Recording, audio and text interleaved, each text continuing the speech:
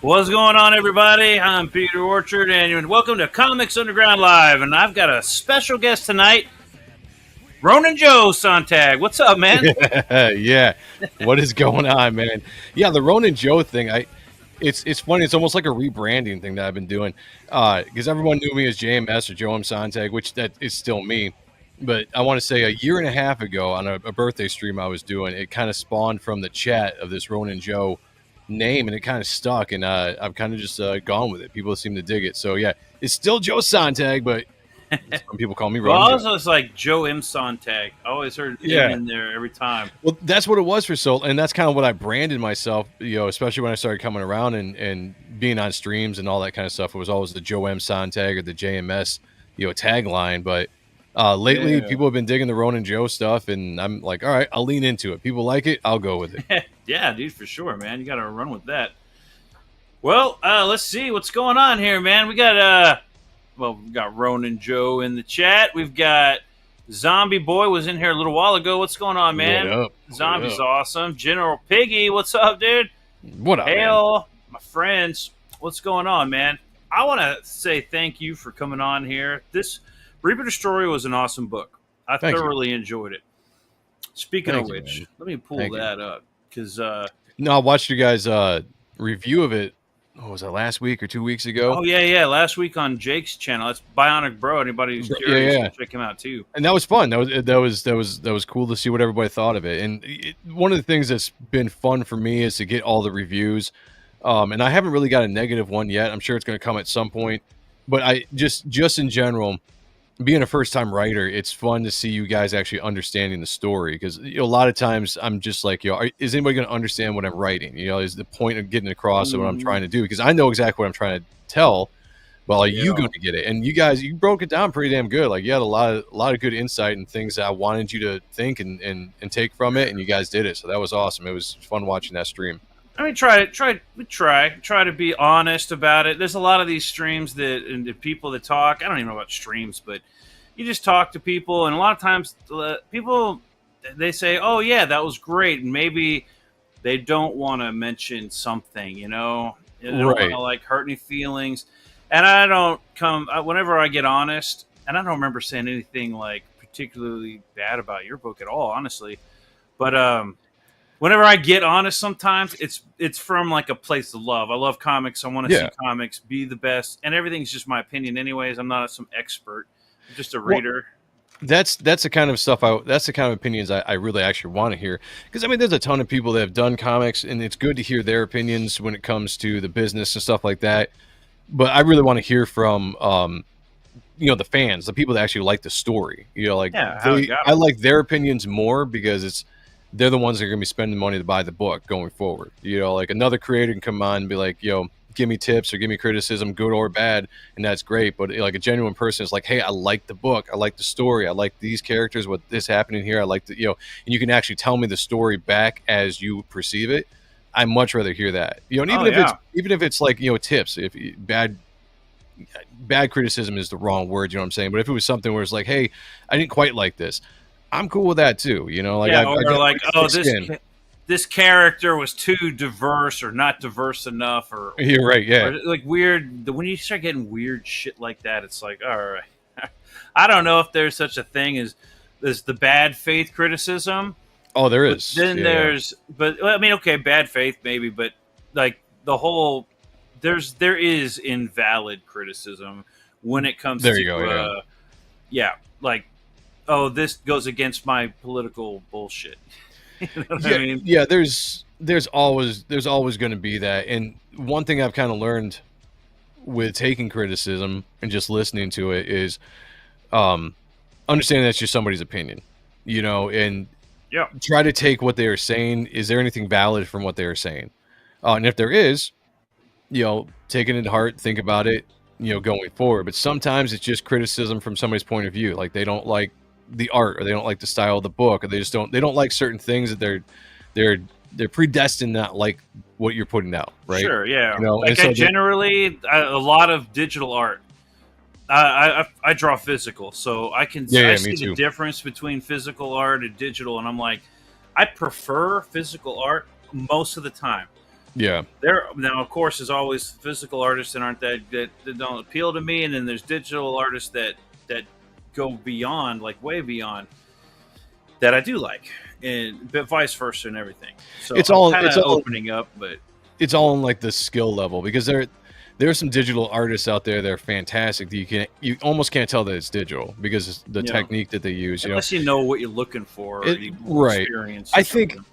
I think that there's I think the tools that digital gives you, I think a lot of newer artists or younger artists fall into the traps of those tools, which is why a lot of the art is so Yes, similar to look at and be like, oh, that's digital. bam, Because there everybody's you using the go. same. You know what I'm saying? Yeah. That's it right there. That's what gets me every time. You see this artwork that I could, when I first started doing, I guess, I don't remember if I was calling it Comics Underground Live, but when I first started kind of doing regular live streams on this channel, I thought it'd be cool just to, go through campaigns without, I was on Dojo's show. I talked to a ton of artists and everybody, and watching, the Comicsgate shows, listening to these guys Yeah. talk about their books.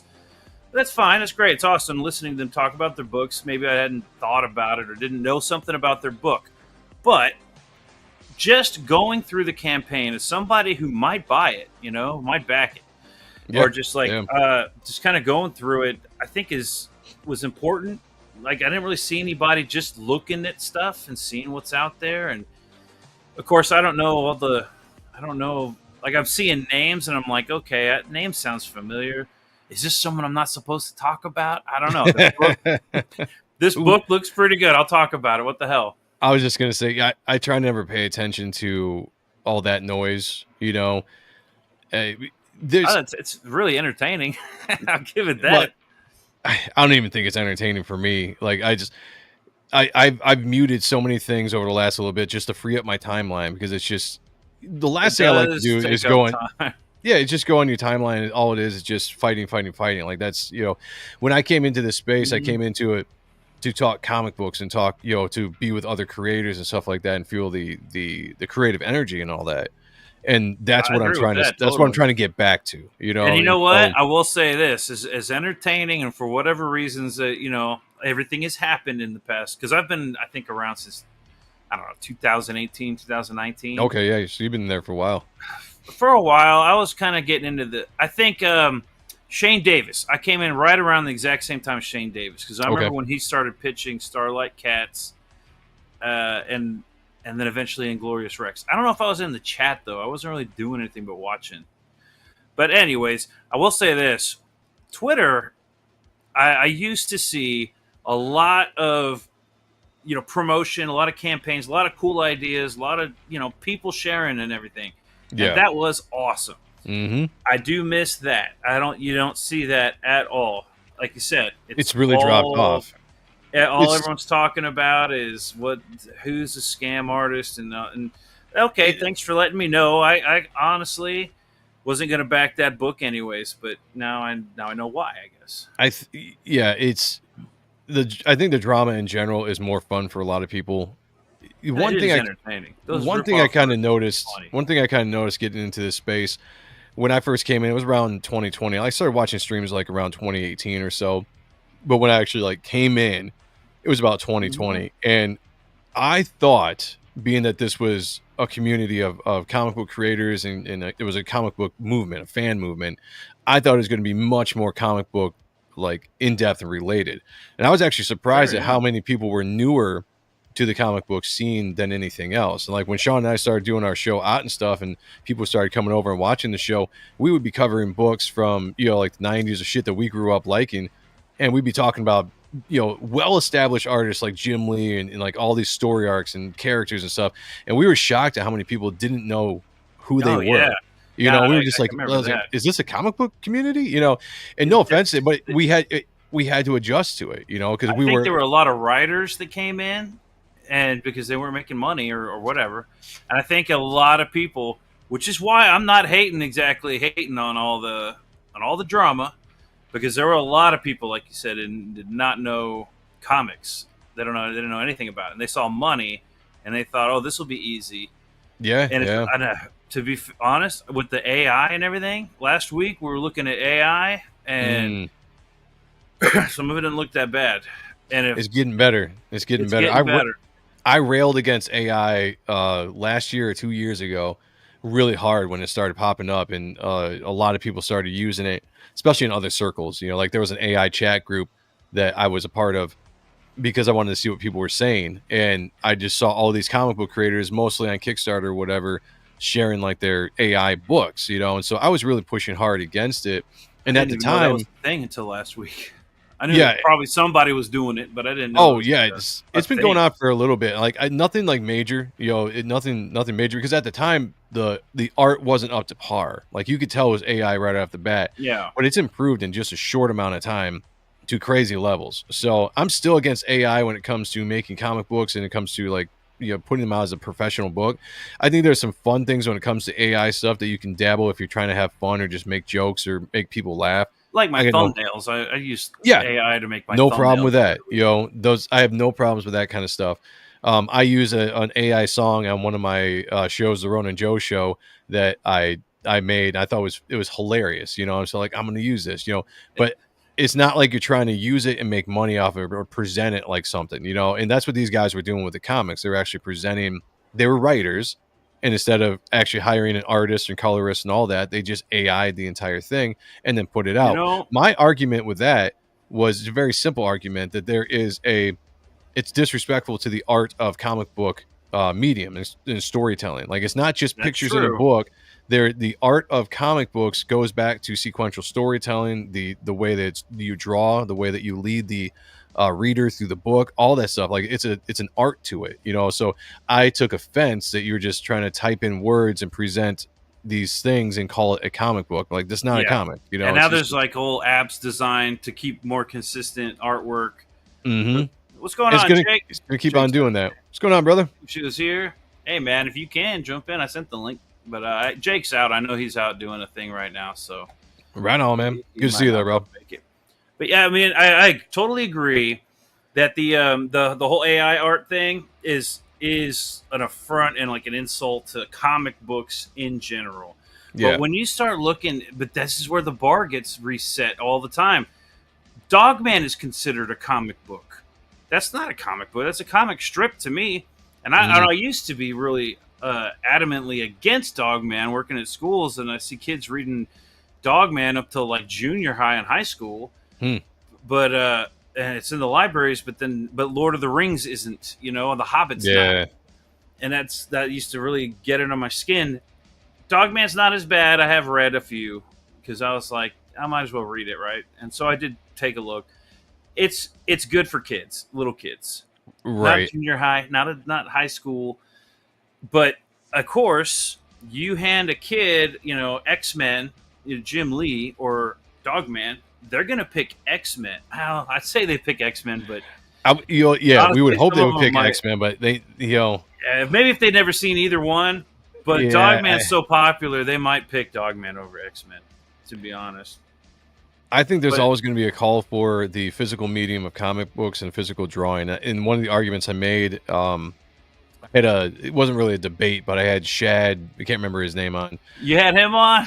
Yeah, I had him on a couple years back, and we just had a whole show where he and I went back on the conversation about AI versus traditional art. You gotta, I gotta find that one because I'll drop you the link after the show if you want to watch it. It was a fun that show, whole you thing know. was atrocious. Is not so much even defending AI art because I do have a kind of an argument for AI comic books, but it's a loose argument because I am not really for it. But the Right. way he was going at it, well, he took it beyond just like my argument, which would be if you're a writer and you want to try and put it out there as a comic, but you can't afford it, what do? Do you hire one of those artists and your comic book looks like shit?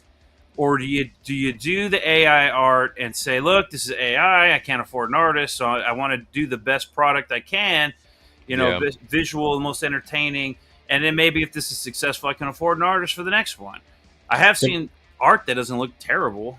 The problem with that, and I completely understand someone's argument when it comes to that, but the problem with that if you do it once and it looks pretty good, and people are like, "Oh, hey man, that's really cool," that you get into Yeah. the habit of being like, "Oh, well, I can just do this regular," you know, like Oh yeah, people, it's cheap. I can do you know it what I'm again. saying? And then just like anything in AI, you are taking jobs away from someone. Comic books are like a tradesman job, right? It's not like a line job. That's It's a true. job that Yeah. you study, you work at a craft to do. You learn, a technique that others can't do. Not everybody can draw, not everybody can color, all that kind of stuff. Like it takes time and Yeah. effort to learn that, and you're tradesman essentially, So when you can just easily replace that, I got issues with that. There's another argument that if you actually gave a shit about your book, you would invest in a good artist. That's another thing. Yeah. Thing I see with some of these Yep. books or the art. I've seen books where the artwork was subpar, but the idea was so sound, I backed it. I was intrigued by it. One that I'm Right. always talking about. If I don't know where I have it here somewhere, but Pitter Patter. I'm always talking about Pitter Patter. I don't know if I've heard of that one. Now, in retrospect, it's all right. Well, I got to show you that because the artwork. In retrospect, I don't think that the art is subpar. When I first looked at it, I thought this artwork is kind of silly, but the idea sounded pretty good. So then I backed it, and when I read it, I was impressed. And the artwork actually complements the story, and it's not. It's a lot of, I think, tracing and then like creating. But you'd see dude, where did I put that book, man? Yeah, there's a book that's totally a lot of that comes down to art style and what people prefer, obviously. And sometimes what I consider bad art isn't technically bad art. It's just not art that I like, And so it doesn't. When I say bad art, sometimes I feel bad because I'm like, it's not really bad. It's just not the stuff that I like to look at. When I think of comic books, I think of the 90s, the 80s, 90s, right? Like that kind of art style. That's comic books to me. So when I see something that's like vastly different than that, I look at it as like that. It's not comic books to me. Like it's cheap. It's not good. It's not what I like to see. But that's a personal opinion, And I always try to put that out there. I'm like, this is just personal thoughts based on what I love, what inspired me. Like what Reaper Destroyer is, are the things that inspired me. X-Men, of course, Jim Lee inspired me. Yeah. Now I do think, and there's some cases where you have an art style, and this is not my favorite art style in the world, but it actually works really well with this book. All right, what do we got? Pitter Patter. It was a silly title. It looked ridiculous, but I'm like, okay. So I had to take a peek, and of course, the artwork. It's I've actually talked to the artist. Yeah. And he seems like a pretty cool dude. He's the writer and everything. This book is wild, man. This is a crazy book. Huh. But the artwork, it works perfectly with the story. And I know Jake's always gonna he gives me shit because it all depends on what the story is, right? I in the chat going, no, not again. I do agree that certain art can fit a genre or the story that you're trying to tell. I live primarily in comic books. I live within the superhero genre or the sci-fi horror genre. It kind of all mixed together, right? Yeah. And when it comes to that, I have a certain idea of what that art should look like. And so when I'm a fan of comics, yes, but I'm not a fan of just any comics. So there's a lot of comic books out there that I don't even touch, have no interest in because it's stuff that is boring to me. Like I'm not a big Western fan when it comes to comics. Although Phil Diaz does have a really good book coming out that I think is going to be really cool because of the artist Oliver Isabedro, who did some work for me on the Reaper Destroyer supplemental book. But I haven't read that one yet. Yeah, I can't remember what it's called, but I've seen some of the art from it. And Oliver is one of my favorite artists. He's done some work for John on one of the Graveyard Shift campaigns. I think he did the trading cards or something like that. And that's where I first noticed him from. And I was like, dude, this guy's sick. And so I reached out to him when I was working on Reaper Destroyer. And I was like, I want to do the supplemental book. Would you want to draw a story for me? I'll write, you draw a story. And he was like, yeah, sure. So he came on, he did a 10-page story for me in the supplemental book, and it turned out phenomenal. I'm a huge fan of his style. It's everything I love about comic books. So anything he's doing, I'm supporting. And he's working with Phil right now on his next book. And the stuff that I've seen looks phenomenal. And I'm hoping that I can work with Oliver again in the future with one of my other titles going forward. Phil's books they're looking pretty good, man. That taking a look at the slumber, the whatever the ones he's doing right now. The Psycho Slumber, which is like crossover, I think, between yeah, Lost Pages and looks I pretty. can't, yeah, The Lost Pages and yeah, oh man, I can't remember the name of it. Yeah, I draw a blank too. One. But that other one looks like really cool too. What's up, Rick? Rick Saylor's in the house. He says, there he is, everyone. Rick's my talent manager. Oh yeah, not for real, but I call him my talent manager because I always bounce ideas off of Rick. Rick is like a super backer. He's a super backer, collector, art collector, toy collector, comic book collector. He's huge in the crowdfunding space. And I throw a lot of things by him. I'm like, dude, what if I did this? Or he'll come up with ideas, be like, dude, you should do this. So shout out to Rick. He knows I love him. Oh yeah, man. Shout out. Ben says Oliver's awesome. He did a cover for my upcoming book. Nice, that's man. Right. Yeah. That's Ben's awesome. got a cool book. Ben, we were taking a look at that's at Halloween Tricks and Treats, right? Oh, that was a cool looking book. I would love to see that art. Like I said, Oliver's one of my favorite artists right now. Like, that's no joke. Like, I love all the guys that inspired me coming up, but when it comes to the indie scene, Oliver is one of the guys that I just love everything he does. In fact, I've studied a lot of his line work and incorporated a few things into my stuff going forward, which is what I like to do, which every artist should do. No matter how long you've been drawing or whatever, you see something that somebody else is doing that you like, figure out a way to bring it into your style and work it in, make it your own.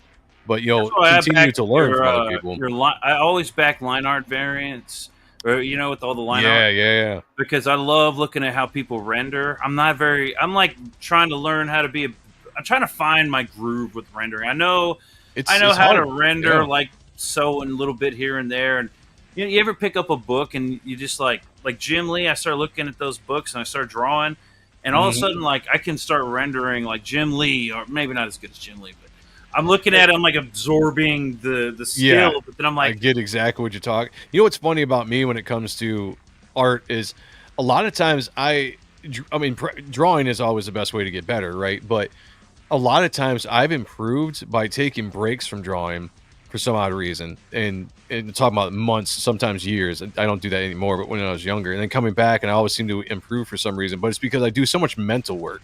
Like, I watch people draw on YouTube. It doesn't matter who it is, whether it's Jim Lee, Mark Silvestri, or just somebody I see on YouTube and I like their style. I watch them draw, and I'm just constantly, it's like muscle memory, right? I'm just taking it in, watching them do the line work, watching them do the rendering. David Finch is another one. And it always seems like the next time I go to draw something, I'm almost not drawing like them, but I feel like I've improved. Like, I feel like I have a different understanding of something, like, so a lot of visual work for me when it comes to watching other artists draw. He used to do those live streams for hours where he would draw that Asian guy.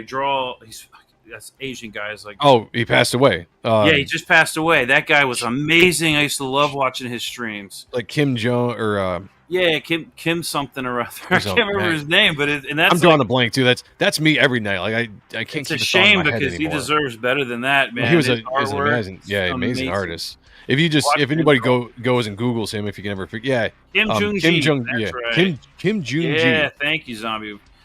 If you go Google that dude and just look at all the different art he's done, it's amazing. That dude was an extremely the way he could just draw perspective perfectly, just off the top of his head. The dude could draw no like underdrawing. No underdrawing, just straight. Engines. That's what I want to be able to do. When I used to watch him, I would go look at pictures of jet engines. Because I wanted to learn how to draw a jet engine from memory. Because that was shit! And, I mean, that'd be something. I know some major components of the jet engine, but I don't know. I can draw a decent motorcycle from memory, but damn, dude, right.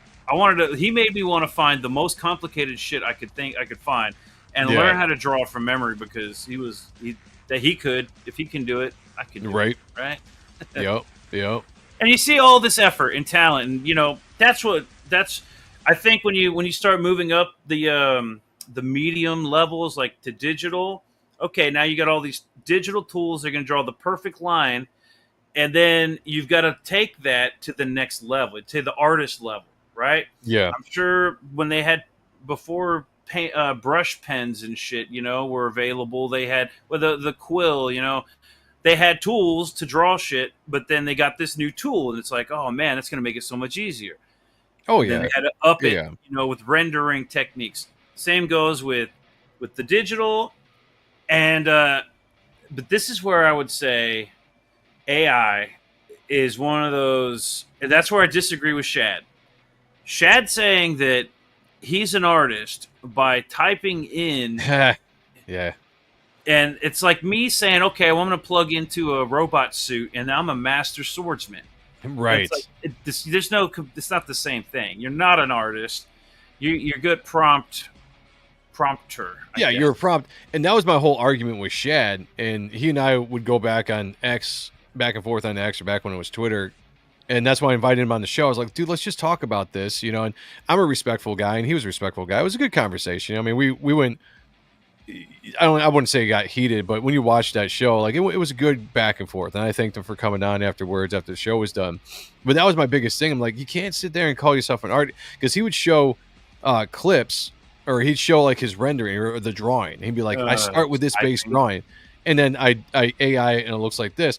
I'm like, no offense, man, but the base drawing looked very amateurish, right? Why wouldn't you improve your art style instead of just saying like, I go from this drawing that looks like maybe a younger, like a kid would draw, and then go an AI mask over it, and now it looks like this beautifully painted, you know, anime looking. I was like, it doesn't look anything like what you just did, so you can't say that this is yours. Even if he, you know, he's like, I'll bounce it into Photoshop, I'll tweak things, I'll do this. I'm like, that means you're just editing. You know, you're an editor. You're not an artist. I did the same thing. I tried just to see what it was like, you know, what the AI would do with one of my drawings. Mm-hmm. I like my original drawing better, because it turned it into anime, and I'm like, that's not, and it like was missing details, and yeah, because it would edit it, but AI can only do so much right now with where it's at. Maybe it'll be different in the future, you know, and have different art styles and stuff like it can capture. But like right now, you can do like the animated stuff is really like the animated game looking kind of mask that they can use. You can do some kind of comic book style of stuff I've seen people do, which has a little bit more comic booky feel to it, but it's not quite there. It will be one day. It will be one day, and it's just it sucks. It's going to be. It's going to happen, and that's what Shad was saying. And it's like, okay, well, if somebody uses it and it's okay, and everyone accepts it, then somebody else. That's what it is. Do it. Yep. And but that's going to happen no matter what, because there's more people out there who want to be a famous comic book, you know, writer than there are people buying books, I guess, or backing books at least. Yeah, not buying books in stores. But Shad's argument was like, why not get in the ground floor now, because that's where the future's going. And I understand that thought process, but from a person who has the love of drawing, like I like to create with my own two hands. I like to do it from a blank canvas to the finished product and see what I can create as a human being. And I respect that so much. I enjoy that so much that it bothers me when someone doesn't have that love for it. And you can tell they don't have that kind of love for it, because if they're willing to just throw in prompts to make something better that you didn't really create, then I have no respect for you in the long run as an artist, if that's what you're calling yourself, you know? Yeah. So that was my biggest argument with him.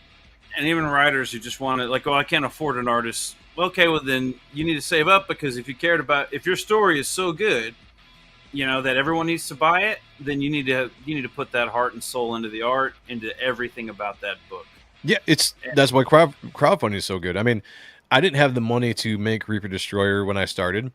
In fact, I if it wasn't for crowdfunding, there's no way I could have made that book with the people I had on the book and all that kind of stuff. Because there was a lot of money I paid to a few of the inkers that came on and did work on the book, and colorists and all that stuff. It takes a lot of money to make a really good looking book. But that's what crowdfunding is there for. And if you do that, then you have the opportunity to invest into the talent that's going to make your book look on a professional level. And that's exactly what I did. I always said from the beginning with Reaper Destroyer, I wanted to be the most amateur on the book. Everybody else that I brought on the book, I wanted to have that experience, have that style of talent, so that I could continue to learn wherever I was from. So this one was by Shelby Robertson. I love Shelby Robertson's art. Yeah, me too. I love his art, and you know, he's doing some really cool things now with what he's getting into. But he actually just showed up. What's up? Hey, Kayla, what's going on? Good to see you. My assistant editor and one of my writers for the Superior Press universe that I'm creating. But Shelby came out and just drew this as a fan piece one day, and he just sent it to me. He was like, "Hey, dude, check this out," because he does that. It's not just me; he does that with other people. And he was just like, "Dude, if you want to use this for a cover or something, go for it." And I was like, "Well, shit." So I paid him to color it, and he finished it out. And I was like, "I'm absolutely using this for a cover because I love Shelby's stuff." And this was the first variant before I got the Keown cover, but this was the first variant on the campaign. And was this the ash can? Wasn't there an ash? I remember there being an ash can that I missed out on because I didn't sign up for the email or I remember hearing about people getting this ash can. And I'm like, what? How did I miss that? I used to have it on my desk, but I must have moved it. But yeah, there was an ash can I did before this campaign came out. And this, I actually debuted this image in the back of the ash can in just a black and white pinup. Because at the time I didn't have it colored, but as soon as I colored it, I was like, I'm putting it on the cover of issue #1 for the main variant. And people loved it. I thought it was this one that I saw. Now, how did that work? Was that something you sold? If I remember correctly, you sold it for like $5. If anybody wants to try out this teaser ash can thing, I actually sold it. So the ash can was it was a DM campaign, and I give all the credit in the world to my brother Sean Arendt on Ott and Stuff. It was his idea originally. He did it with his campaign. I was like, that's cool. I'm gonna do that as well. And so what it was is like, if anybody wanted the ash can, just DM me, and it was I think we did $20 free shipping, and we got it, and within a month we sent it out because the ash can was done. Basically, the money we were bringing in was for printing. That was basically how we sold it. Like we're gonna run it for a month or 2 months. I can't remember how long we ran it for, and then we took the numbers and we printed it out, sent it out to everybody. But it was great advertising because people got to see the character. They got to read a little bit of the story because it was the first 6 pages of the book, black and white with script, so they can kind of get a sense of the book. And that's kind of actually how I met Kayla, because she backed it, and she loved the story so much. She contacted me, and we started talking about it, and she had a love for the world, and one thing led to another, and now she's part of Superior Press with me. But no, it was really good. It was a good campaign. I don't know if I'll ever have the time to do it again, but at the time that we did it, I think it generated a lot of excitement for the campaign that actually came about a year later when we actually did that was a cool idea, because one of the things that I've kind of been mulling around is, well, when I look at these campaigns, there's a lot of things that I look at. Hold on a second. Kayla says, love working with Joe. Joe has such a creative mind, filled with so many deep thought-provoking concepts, and has true passion for his work, both story and artistically. I agree. That's beautiful, Kayla. I appreciate it, Kayla. Thank you. Rick says, hey, Kayla, what's going on? Yeah. All right. So that was a cool idea. One of the things that I'm always looking at with these campaigns, I look at like page count. Basically, it's like, okay, as a backer, what am I getting for this book, right? Right. And what I got to pay for it, what am I getting for it?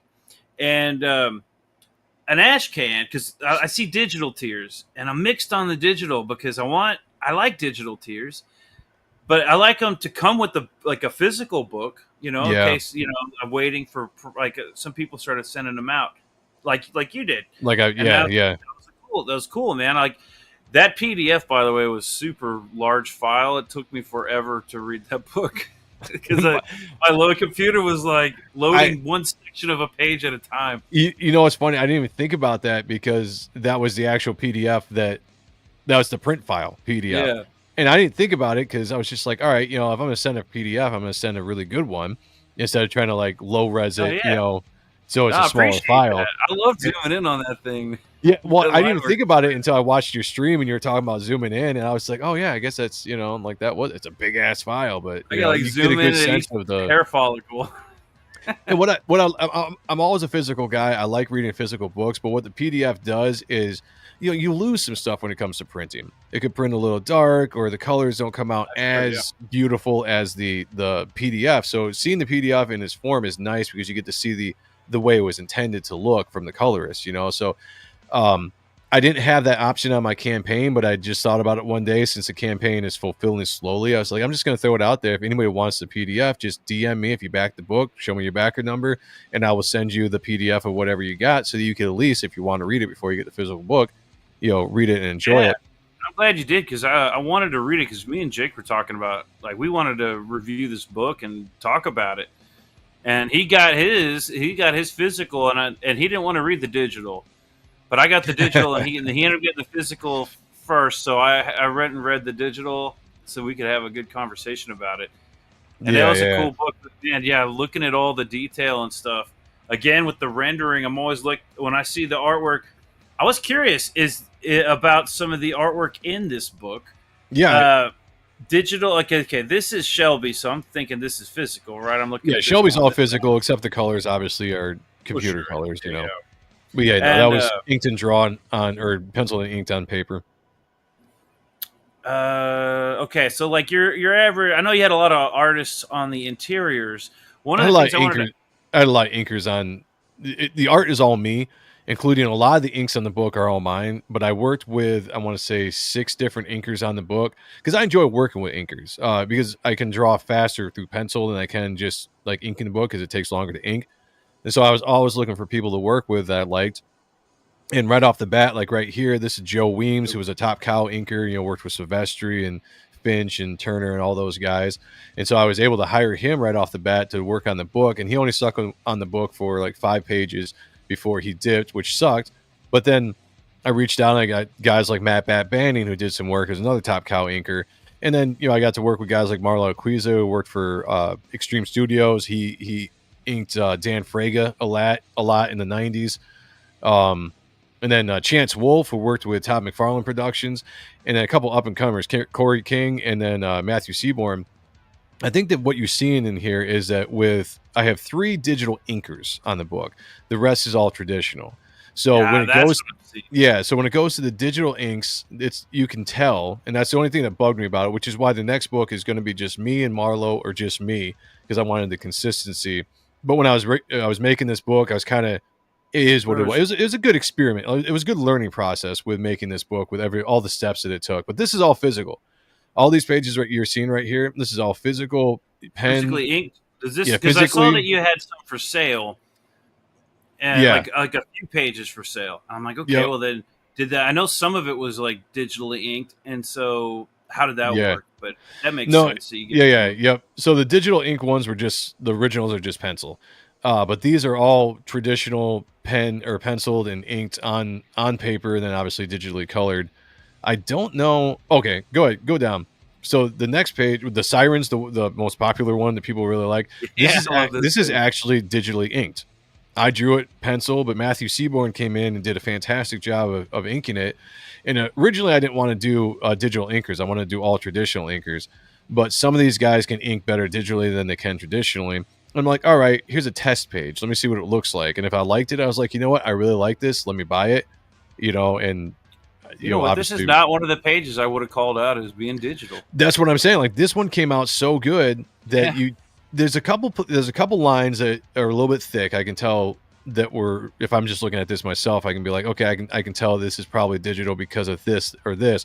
But when you look at it as a whole, he did such a good job on this page. This was one of my favorite pages by him, where you can't really tell that it's a digitally inked page. One of the things that I noticed is the different line, like when a line weight changes, like let's say you're using a quill or brush or something, you could go from the thick to the thin.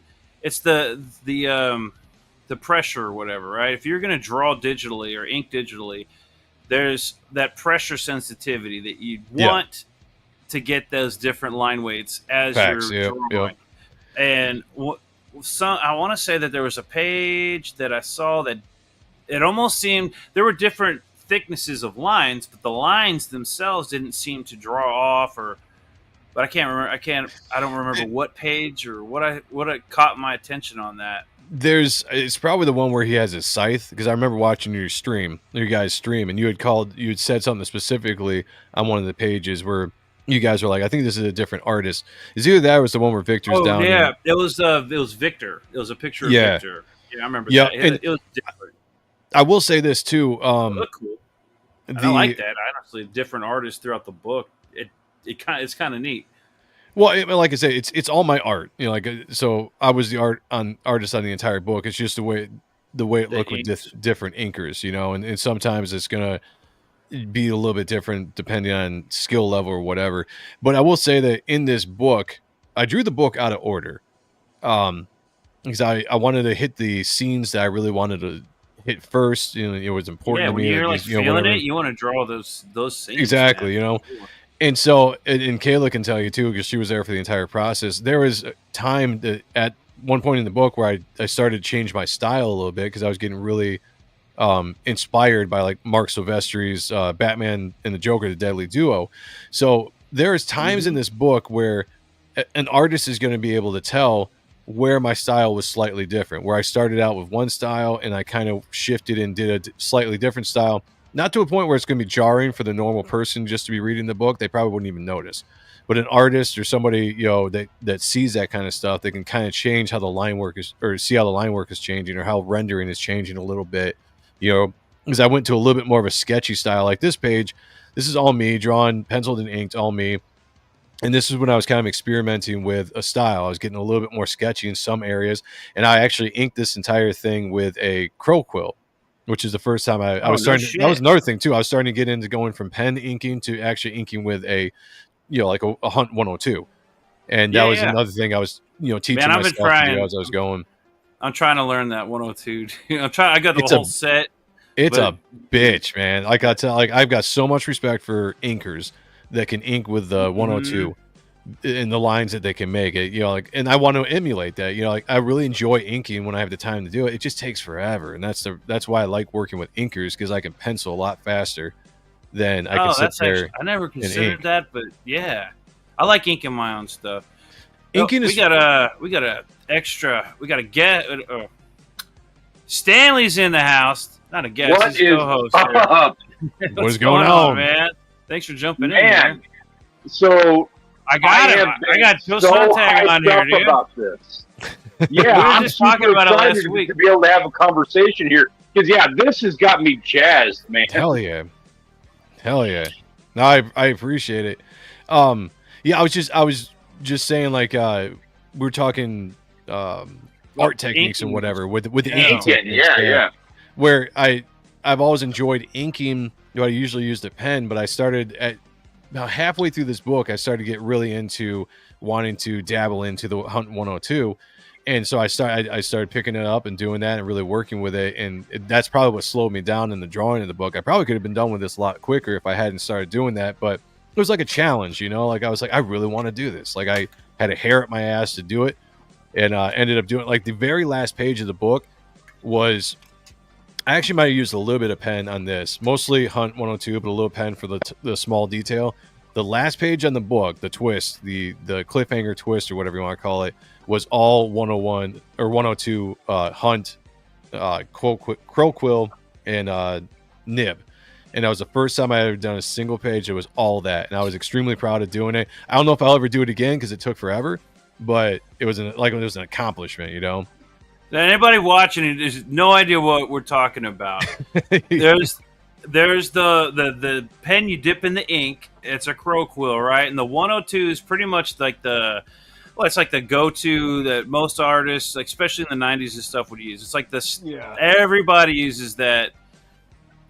Well, at least used to. I personally like using these little brush pens, but they do burn out quick. Yep. And something like that crow quill, the 102, is like you'll get that real fine point with it. But if you don't know how to, I don't know, man, it takes some skill to like get that feel down, because I tore up some pages. I was just gonna say, you can tear it. Yep, you can. If you're not careful, it's like you got to do shit with your ink. Like you can't. Like I tried just dipping it in a fresh bottle of ink, and then I heard, and it sucked. It looked like shit. And then I heard our T-Bear talking about how he'll leave his ink out for like a week and let it thicken up. And so I did that, and then I tried it, and it sucked because it was all like too clumpy. It was like it is too dry. I didn't know what the hell I was doing. You got to leave it out for 7 days, not 8, not 6. Yeah, right. Yeah, one more day. Do I open it up and then close it after an hour and then shake it a little, get that air in there? It depends on the humidity, the barometric pressure. Imagine for anybody who's not in the know on that, imagine doing a drawing where you're drawing it with like a single piece of hair. It's like that's what these guys are talking about. So this is the absolute opposite of AI, because you're actually like almost, you're not making the ink, but you are like basically putting together the building materials to hone in that skill.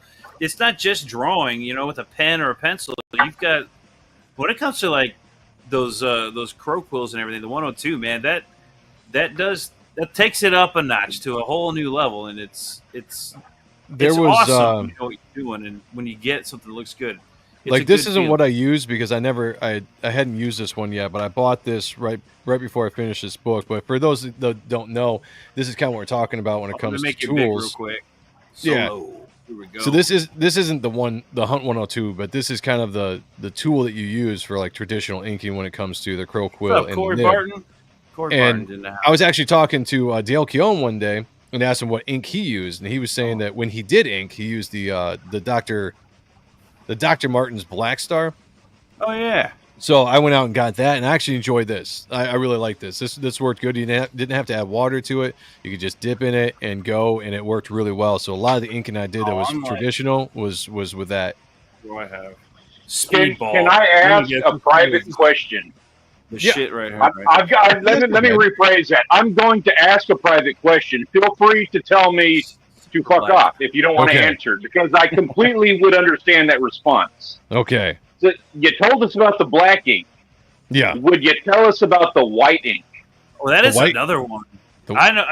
Yeah, go ahead, because I want to hear what you have to say. I've got a shitload of. I've gone through this experiment. So I've got a whole basket full. Yeah, this is serious. This is a serious conversation.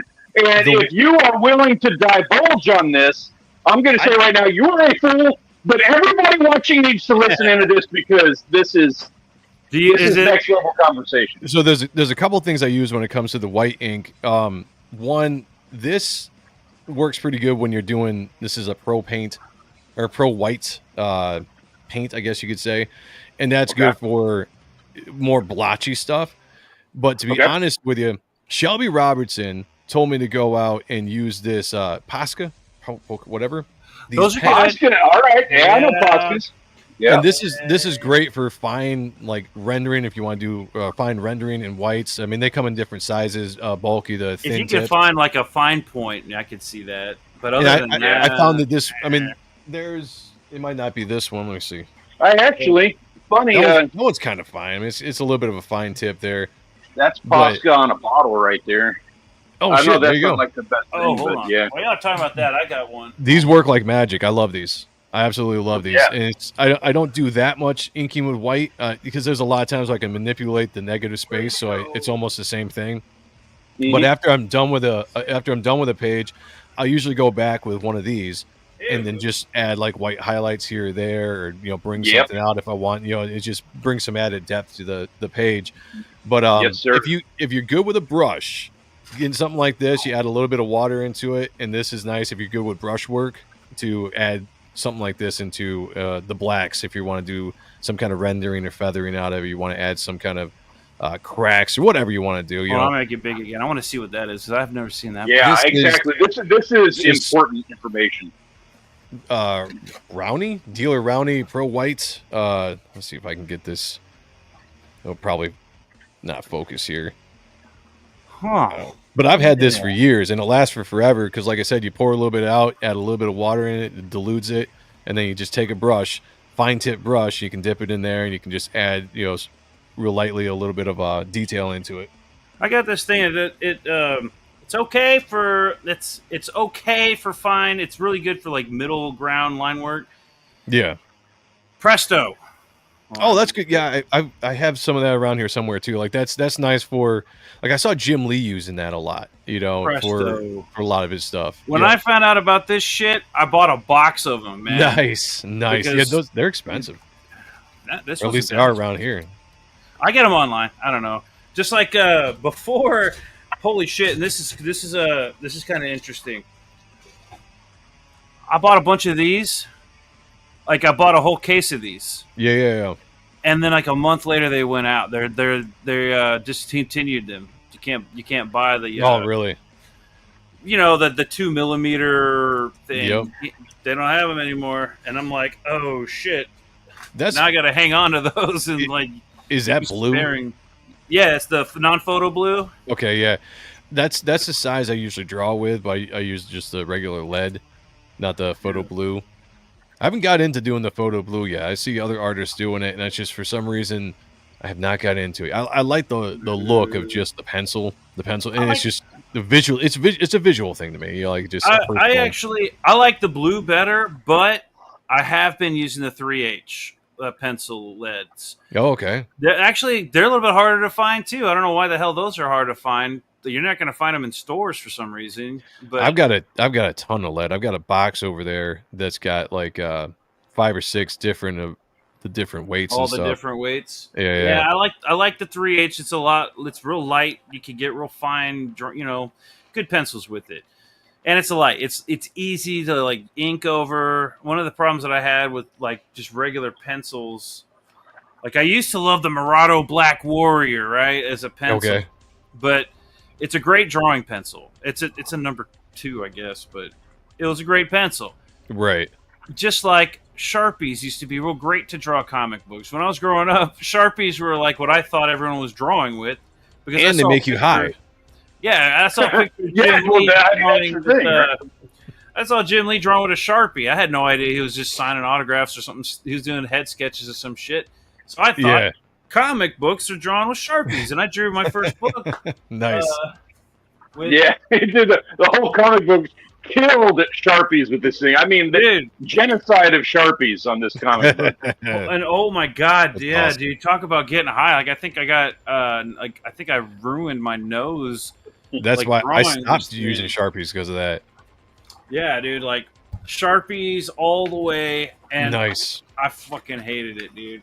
Did you use the the thin tip Sharpies and the thick Sharpies, or did you just do the traditional sharp? The regular, really? The regular shitty Sharpie. I didn't know any better. I was like, I don't even know how old was I when I drew that thing. Like that was 2009-ish. That's cool though that you got it printed and shit, man. That's awesome. Before 2009. Well, that's another thing, man. I didn't have back. This was like before the internet was like, and crowdfunding and all that shit was a thing. Yeah. This I got.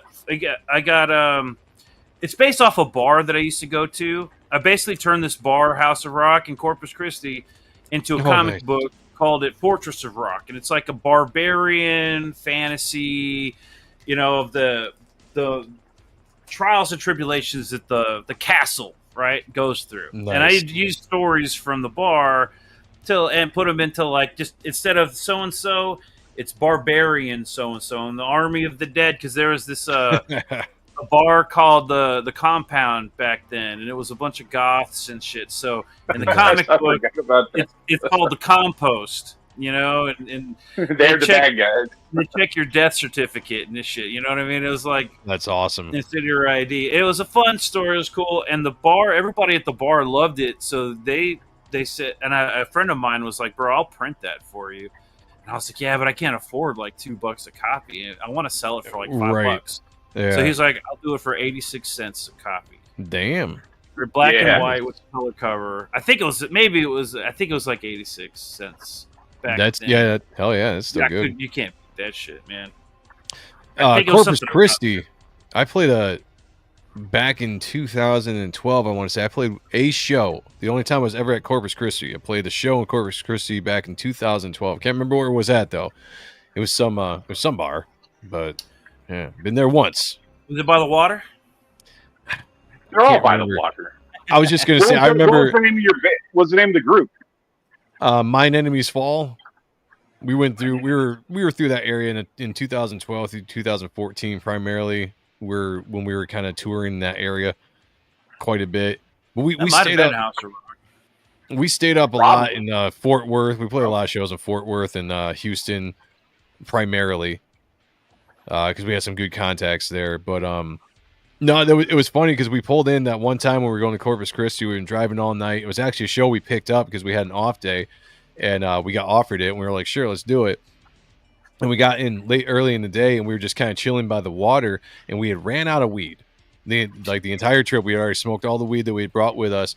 And I remember we ran into these 2 Mexican kids, and they were young, like teenagers or something. And our drummer, who was Puerto Rican, he's like, I'm gonna go ask him if they know anybody that sells weed. And we're like, dude, don't do that. You're gonna get us in trouble. And he goes up to him. He's like, do you guys know where we can buy some weed? And they're like, yeah, sure. They're like, $40 or whatever it is. So we give him like 40. Huh? Was that in Corpus? Yeah. He got the band tax. Oh man, yeah, you got like most of everybody down there's got weed on them. Well, it's funny because they take off on their bikes, and we're just like, fuck, did we just like get robbed and just let them run away with their money? So we're like, all right, well, fuck, it is what it is. We're just chilling there, and they end up coming back 40 minutes later, and it's just this dirt weed, just like brown dirt weed. We come from Michigan, whereas at the time it was a medical marijuana. A little hint of oregano to it. Yeah. But you know what? We didn't care because we were just looking for something, and so we smoked the hell out of that. It took us forever to get high, but it was just it was a fun story to tell, and it did the trick. It did the trick when we were down there. It got us through the day. I used to love hanging out at the bar and like going to hang out with the bands. I bet a lot of like bigger punk rock bands that was it Voodoo Glow Skulls? They hate me. They hate you. It's just a singer. It's just a singer. I wouldn't say they hate me, but when they came to Corpus, I was always there because I was a huge Voodoo Glow Skulls fan, and I'd always hang out. At first, they're cool. Second time, I'm like, "Hey guys, what's going on?" And then they're like, "Hey, buddy." And then the next time, I'm like already there, and they're like, "Ah, shit, there he is. He's already waiting for us." Dude, I wasn't like rude or anything. I wasn't like clingy. I was just like, "Hey guys, have a good show." Well, and then after a while, they were just like running from me.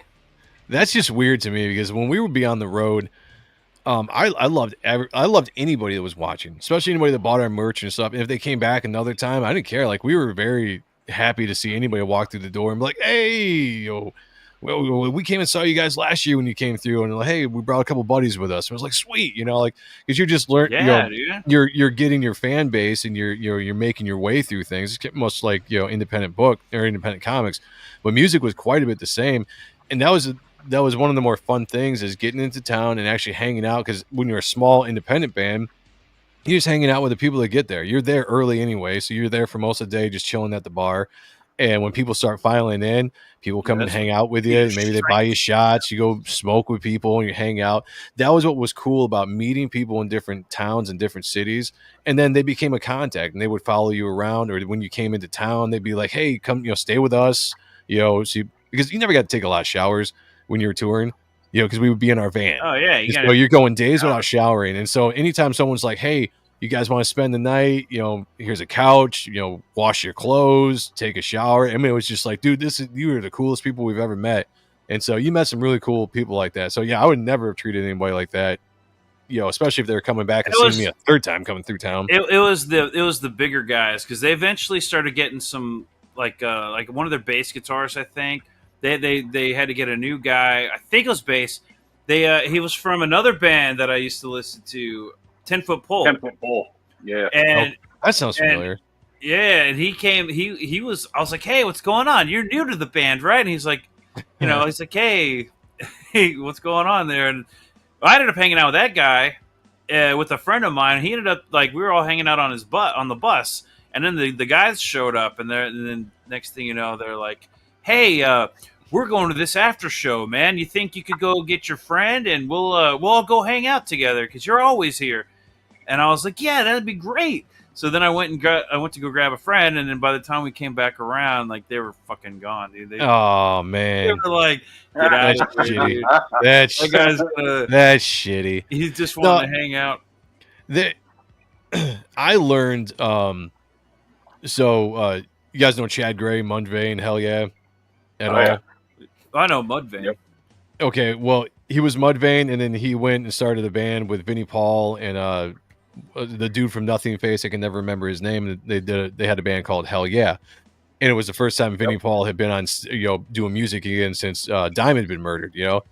And so in 2012 we went down and we were touring. We played a show in Fort Worth, and the promoter that put us on that show was a bar called The Rail in Fort Worth, Texas, and it was a really cool small venue there. He knew Vinnie Paul, and he's like, this was right around Halloween, and he said, if you guys are interested, you want to go to the Vinnie Paul Halloween party at the Dollhouse or the Clubhouse, which was his strip club in Dallas. Him and Dimes when Dime was alive. And we were like, hell yeah, because we were a huge fan of Pantera. Pantera was one of our favorite bands, ever. So we went there. Excellent taste. Yes, hell yeah. We went there to the clubhouse. Hell yeah was there because they were in town recording their Band of Brothers album at the time. And we got to meet Hell Yeah, hung out with Chad Gray, got to meet Vinnie Paul, shook his hand, got some pictures. And we must have made a decent amount of an impression because at the end, Warren, who was this guy that put us up, said, hey, Vinny invited you guys to come to his house tomorrow night, which was a Monday night. It was a football. They always did Monday night football parties at his house, and the Eagles were playing the Cowboys. And so it was a big game. And he's like, you guys were invited to come to his place. So we were scheduled to go home to start heading home off. This tour was done at that time. And we were like, well, hell yeah, we're going to stick around and go hang out at Vinnie Paul's house. So we get to go to Vinnie Paul's house, went in, hung out with him. I got to see his drums set up because he was recording his parts for Hell Yeah in his house, in his living room. And it was all, taped off so you can touch them, but they were set up. It was really, his house was amazing. You walk into his house, he had like these vaulted ceilings where you could see like the second floor and everything like that. And he had like friggin', I shit you not, I've got an old video on one of my old phones of he's got like 20 TVs of varying sizes on his wall, just going up the walls, and they're all playing the football game. And so we hung out there. I mean, nervous service. Thank you. That's wicked. What does he got on those TVs? Well, yeah, it was the football game. Now, who knows what they do on other nights, But we stayed there all night, about to 6:00 in the morning, just partying with them, partying with Chad Gray. Well, long story short, I'm rambling here, but meeting Chad Gray was awesome because he was one of the most down to earth people ever, and he gave me his phone number, and for years he and I kept in touch. Every time Hell Yeah would come around, I text him, he'd be like, "Come out to the show, I'll put you guys on the list." We always went out and hung out with Hell Yeah. I got to see Vinnie Paul from the side stage play a bunch of times, which was just a dream come true. It was so cool to watch him play in person, But he had said, he's like, I always tried to be nice to everybody because he had enough bad experiences coming up in the music business and enough good experiences that when he made it to where he was, he always wanted to give that back. So he's like, I'm always going to give that in return. He's like, I will help you guys out as much as I can, as far as just like, being that cool dude. It wasn't like he's putting us on tour or anything, but just being that cool guy. Yep. I text him every once in a while, just be like, hey, Chad, how's it going? Be like, not much, man, just doing this. He'd actually have conversations with me. And that's always stuck with me to this day through anything. No matter how big you get or whatever, just to treat everybody, and as cool as you can. That's what's cool about Twitter. Yeah, I mean, and I will say most of the bands I've met they're like that. One of the cool things about Twitter is that you do get to interact with people that you're fans. Being fan of like Ethan Van Sciver, and I've never, I remember when he like commented or some shit when I first got on Twitter. Yeah, and I was like, oh shit, I actually just got a response, and then Dale Keown, he saw a drawing I had done, and him and Mandy were talking about it on one of the streams, and that's cool. And he's like, "Oh yeah, I like that Gymshock piece that you did. I like that thing that you did about it." And I was like, "Oh shit, Dale Keown said he likes." And I'm just, that's you never would have gotten that back in the '90s. I always wanted to draw comic books, and I wanted to make movies and do stuff, but comics were always like a big passion and drawing and everything. But that was never really an option for me. Like growing up, I lived in South Texas in Corpus. There are zero connections back then to like. I was the same way as living in Michigan, man. Sean and I always joke around that I think we were born in the wrong era. So if we were born in the 70s and we grew up as teenagers in the 80s, maybe it makes a difference because the 90 boom rolls around. And all our heroes, the Image guys, and the guys that came after like Brett Booth and Finch and Turner and all of them were in their 20s in the 90s, and that's when they hit. And I'm just like, man, if that was my timeline, if I was 20s around that in the 90s, maybe I could actually had a career in comics. Then when I was in my 20s, like when I hear these guys talk about, oh yeah, I remember I was like almost 20 when I was like around 20 is when I drew that comic book, but there was no market or anything. And then, shortly after, comic books started getting stupid and lame. And I was like, oh, fuck. One of the marketing things on that comic book was that he was like taking pictures of like the regulars at the bar. and drawing them into the comic book so that, you know, all the characters are people who are actually going there. So that's like a guaranteed sale. There's 17 people in the bar. Every one of them is in the comic book. Every one of them is going to buy one. Yeah, that's a good idea. I'm thinking about you can only fit so many people in the book. So. Well, yeah, but then there's issue 2, right? I was just going to say, yeah, the issue 2 rolls around, and issue 3. You know. You know what? I missed the chat up here. I wanted to bring up. Ben Soto brought up the What's up, Ben? zebra. He says you guys should try the Zebra G nib chrome nibs. They are flexible, almost like a brush. I like zebra. I had no idea what he was talking about. I was off in a completely different direction when I heard that. Earlier we were talking about those 102s, and that Zebra's a great brand, dude. I like Zebra. I don't know if I've ever used it. I'll have to look it up. But I've never tried their nibs. I've never tried any kind of, you know, quill thing from them. Corey says, Reaper Destroyer turned out awesome. Looks exactly like an old school 90s comic. Yeah, dude. This goes up there with the Darkness, Spawn, and Witchblade. This I could see this on the shelf with any one of those, and the story would hold it. Actually, I think the story's better than Witchblade. Honestly, thank you, man. Especially if you've read Witchblade lately. Yeah, I mean, we can definitely get into talking about that story if you want. I do want to talk about that. Yeah, I'm down because I'm now the book's been out. You know, I'm down to definitely start talking about it. But the funny thing about I never wanted to design it to be like a 90s book, but it's just my style comes from, and I said this earlier when we were streaming, is that there's a certain way I think comic books should look, and it's based on my own personal opinion of growing up and what comics looked like when I was a teenager. I'm like, that's what comic books should look like, and that's just where all my influences come from, you know? So I have what people call a 90s style, I guess, which is fine.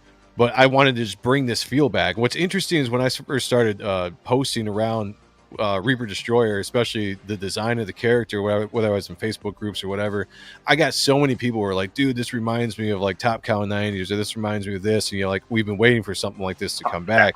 And that's when I knew, I was like, all right, I hit something at least with a certain group. And that's all I cared about. Like, I want the people like me that miss this kind of version of a comic book. And that's what I'm making it for. So I was happy to see that it hit so well amongst that group, you know, and then I'm fine with that. You're like, I think most of like the people backing books and supporting right now are like our generation and older, I guess you could say. Yeah, not a lot. Maybe there's some youngins creeping in. You're also introducing this to newer generations, even if you're capturing that demographic, and that is a money demographic. Nothing wrong with that, but you're still introducing it to a younger generation. So the younger generation, they're into manga a lot, from what I've heard. But what's interesting about why, though, I have thoughts on why. Kayla could probably tell you why. She's a little bit more adverse in that kind of stuff than I am. But when I first started developing the story of this, unbeknownst to me, I was bouncing ideas from around with one of my former writers that was going to help me write this book, which I ended up just writing it by myself. But when he was talking to me about it, and he was like asking about the story and like all these things, he told me that in the book itself, I had a lot of kind of manga-esque elements to it. And he's like, dude, I think this is going to hit amongst the people that like manga as well, because it's got enough of those elements in it besides a lot of the 90s stuff. And Kayla has kind of said the same thing too, because it's more kind of fantasy based, I guess, which I never intended it to be that. It was just a story I was telling, was kind of this kind of horror.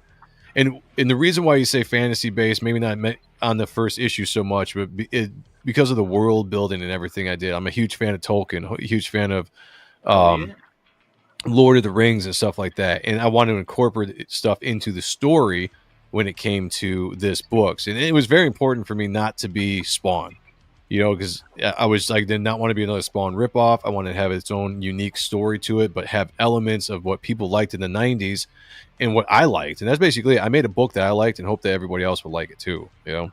You know, when I first saw that, Spawn was one of the first things that did pop into mind.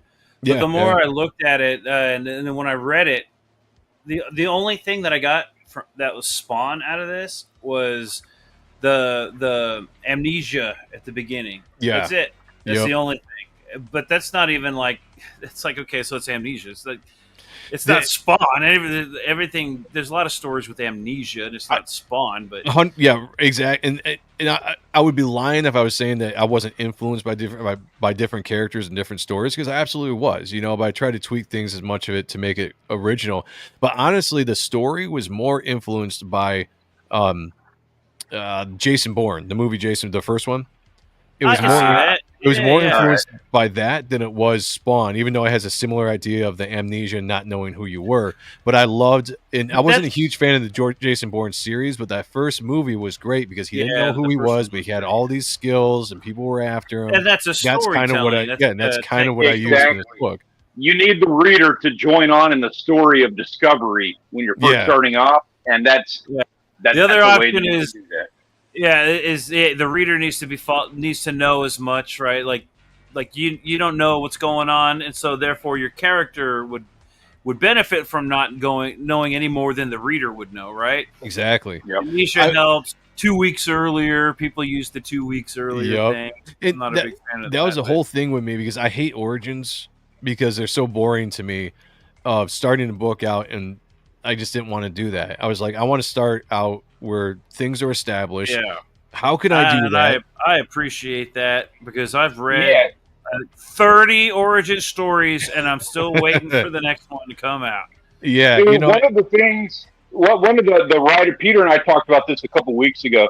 One of the elements that I lean into heavily is, Peter, you're probably going to correct me on this because I don't remember the exact thing, but Matt Stone and Trey Parker, the guys who do South Park. Oh, yeah. They actually do a really good job of storytelling and how they do those cartoons and their other projects as well. They have a rule that they go by that's you never say, what is it, therefore? It's always and then. No, you can't say and then. It has to be therefore. That's right. Yeah, Gotcha. You don't say and then. Because if you can say and then at any point in your story, it's too linear. There's nothing for the reader to figure out. That's a problem in a lot of the books that I've read. These indie books is the and then, whatever you call that concept. This happened, and then this, and then this, and then this. Yeah, I got and nothing. And there's actually no story in there. That's one of the problems with ISOM, is that it's the and then. It's every action therefore led to this action. I guess ISOM has that to a degree, but it's therefore you just honored me, therefore I kick your ass through a wall. Oh yeah. It's not the same, but if actions relate to each other, if the actions relate to each other and the story progresses, if there is a story, then therefore is a better way to go through it. And when it comes to your book, I don't see a lot of and thens, because there's clearly like a plot being played out. I appreciate I didn't have to go through the origins of how he got the suit, because I don't. Do I need to know that? I mean, maybe let me know later. I want to know. Okay, guy in badass suit. Let's go. Yeah, that was kind of the concept. I remember reading. Hey, what's going on, Tartan? I remember reading an article Mark Silvestri was talking about when he was working on Hunter Killer, and he was talking about his philosophy, how he likes to start out books with action because you want to grab the reader right off the bat instead of having the slow burn, you want to just right off the bat. And that's why I started with an action scene. And I was like, you know what I wanted to do was to tell a story where you, the reader, are going to be asking a ton of questions. Because I didn't want to just give a bunch of answers in the first book and just have you guys like, okay, I see where this is going. Maybe I'm bored with it. Maybe it's something I've seen before. I wanted there to be a lot of questions. And the best way I could do that is to set up a character that had the same questions that the reader had. And as he's discovering, you're discovering.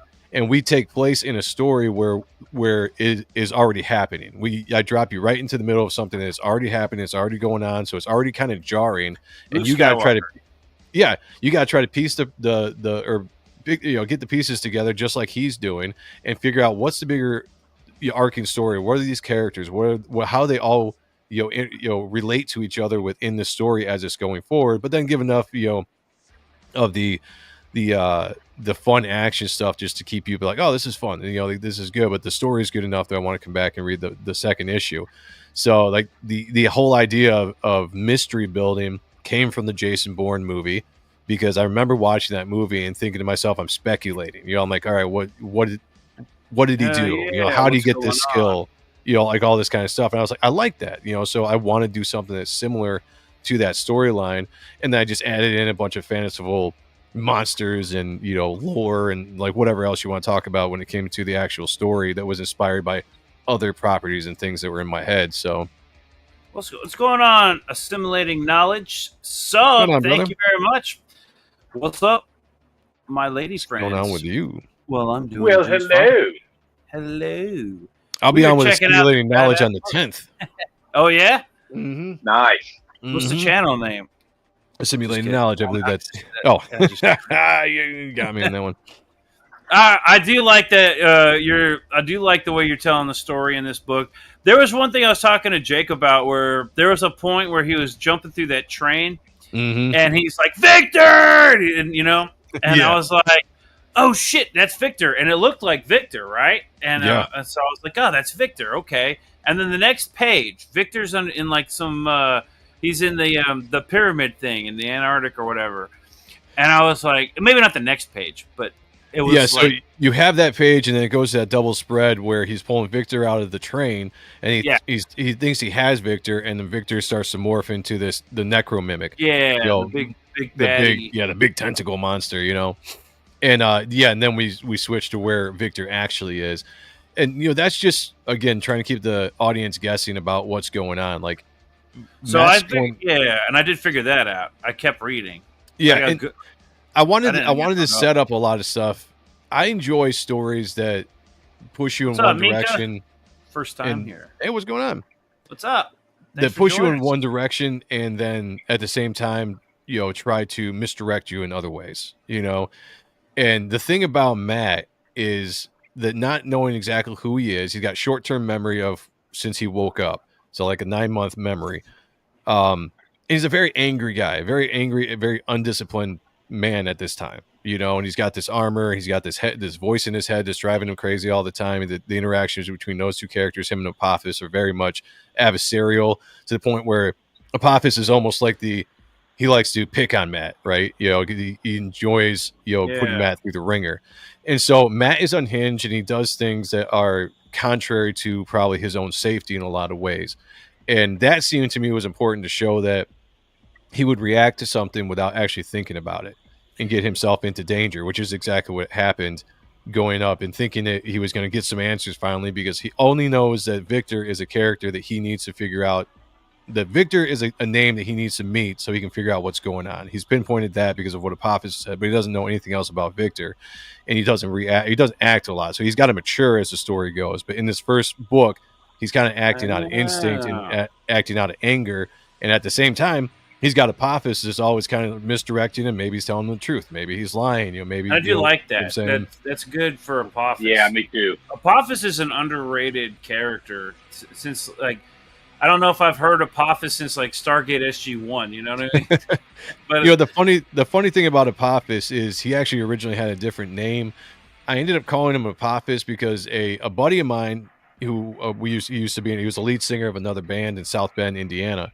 And his band was called Apophis, and I always thought it was a cool band. He ended up passing away about 2 months before the book actually came out. And so I ended up changing the name of that character to give him an honor, to shout him out and give that name to that character. So that's why he actually carries that name. Not so much that I base him off of the Egyptian god, even though I can play around a little bit of that within my personal lore within this world. You've got the lore, you can tie in those mythological figures in there.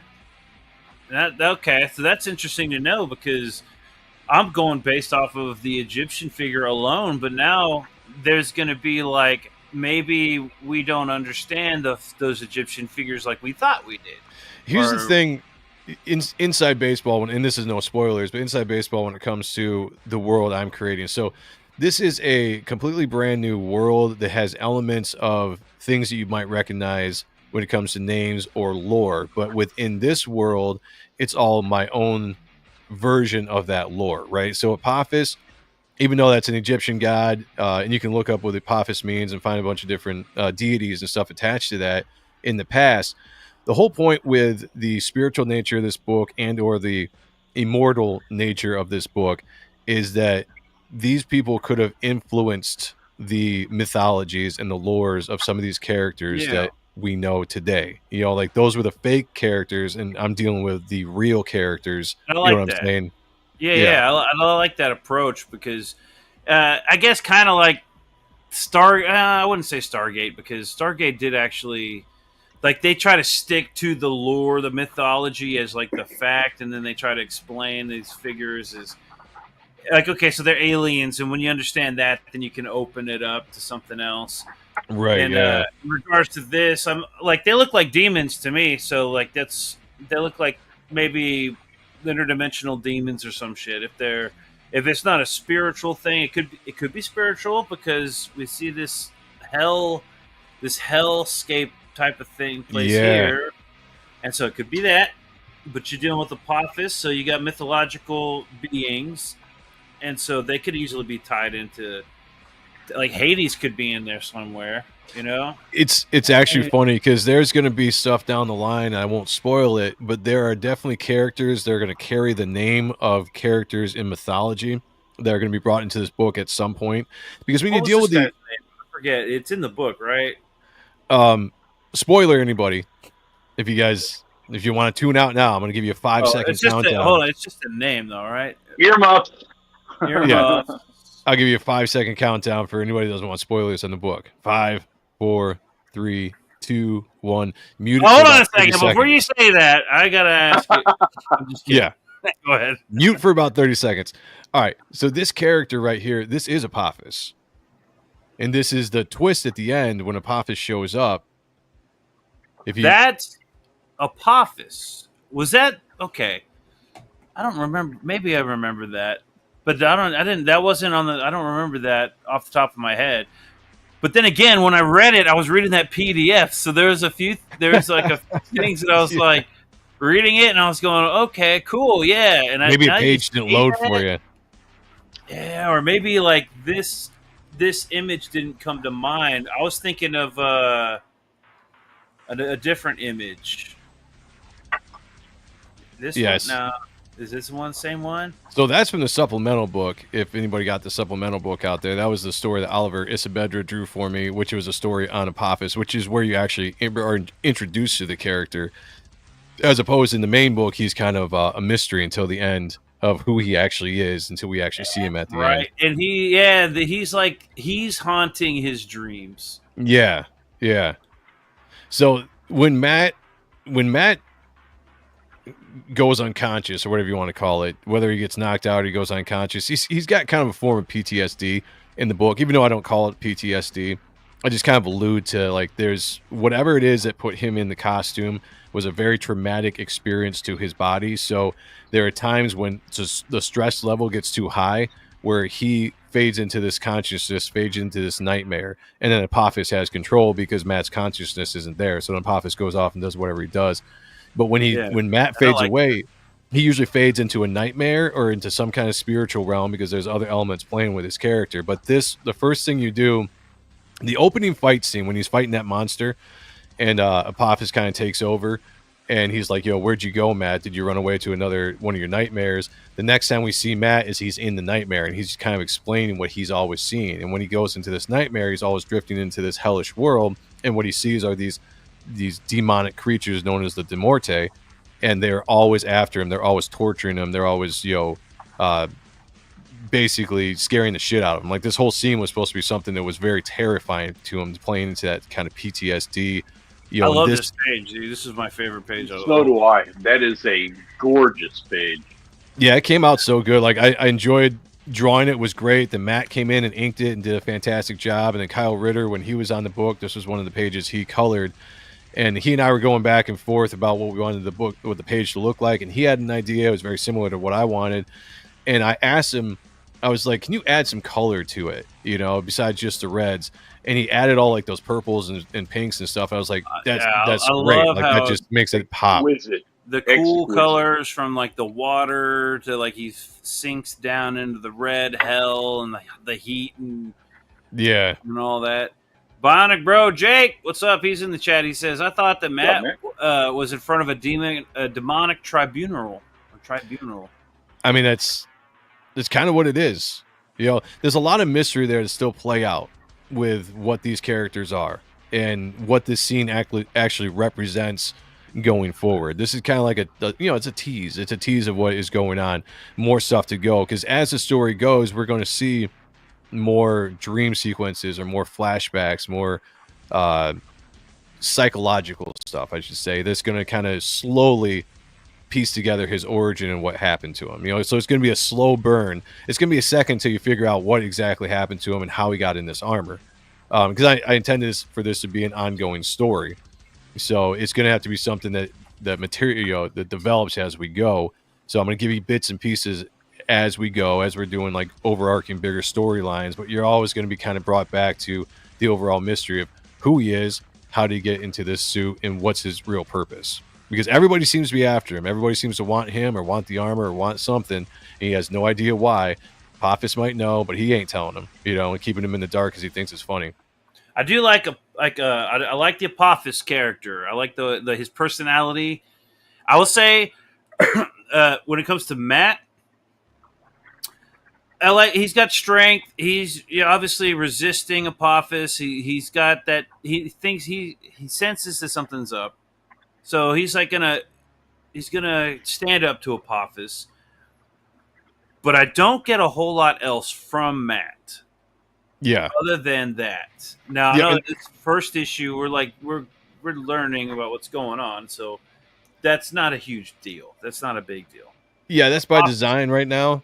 It's funny because there's the villains in the book are way more developed right now because it's the world that you live in, right? So they already live within their world. They're established in everything that's going on. And then you have a character like Matt that really has no idea what's going on from anything but 9 months, right? You know, he's got his basic functions. He knows knows basic humanity about life, right? But he's basically coming. He's coming from amnesia. He has amnesia, so he's coming from a point where he doesn't really know anything. So he spends most of his time being angry, and he's a hothead at the moment because of this fact that all this stuff is happening to him. He has no answers after 9 months. That's something that's driving him crazy. He's got this voice in his head that is constantly plaguing him. I mean, imagine a voice that never shuts up in your head. You know, it's like the whole voices in my head kind of thing. Well, that's me every day. Yeah. And so, he's a character that at the moment when we first meet him is very much in this sense of anger and torment. So he's I don't want to say immature, but there's a part of him that kind of needs to mature to what is actually going on in this world. The events of the first issue really kind of put him in the situation, especially later on in the book when he kind of goes to that near-death experience, starts to realize he needs to start figuring things out and working instead of being like this kind of like no all the time, kind of guy. Oh, yeah. And going forward, developing that character, developing the relationship between him and Apophis and some of the other characters that are going to come in. The whole idea is to mature Matt and to put him on an actual story arc where he starts out here and then he's going to end up here. And it's going to make a lot more sense as he goes through an actual arc. I don't want to create a character that was just like, boom, you're badass, you know everything. Yeah. Right from the get-go. Yeah. Too much exposition. Arnold Schwarzenegger. Yeah, yep, exactly. Yeah. So he's definitely the character that needs to be developed the most, but that is by design in the story. That's cool. I like that. That's actually a pretty good response to that because I didn't even consider the fact that when I was reading it, I never really thought about it until we're talking about it now. That I don't know a whole lot. Obviously, I don't know anything about Matt, but personality-wise, I don't either. Other than how he reacts with Apophis, and he's going to fight these demons or these monsters and everything. And so, okay, he's got some strength. He's kind of heroic. He's doing his thing. But then I do like how when he was losing and then Apophis took over against the tentacle guy.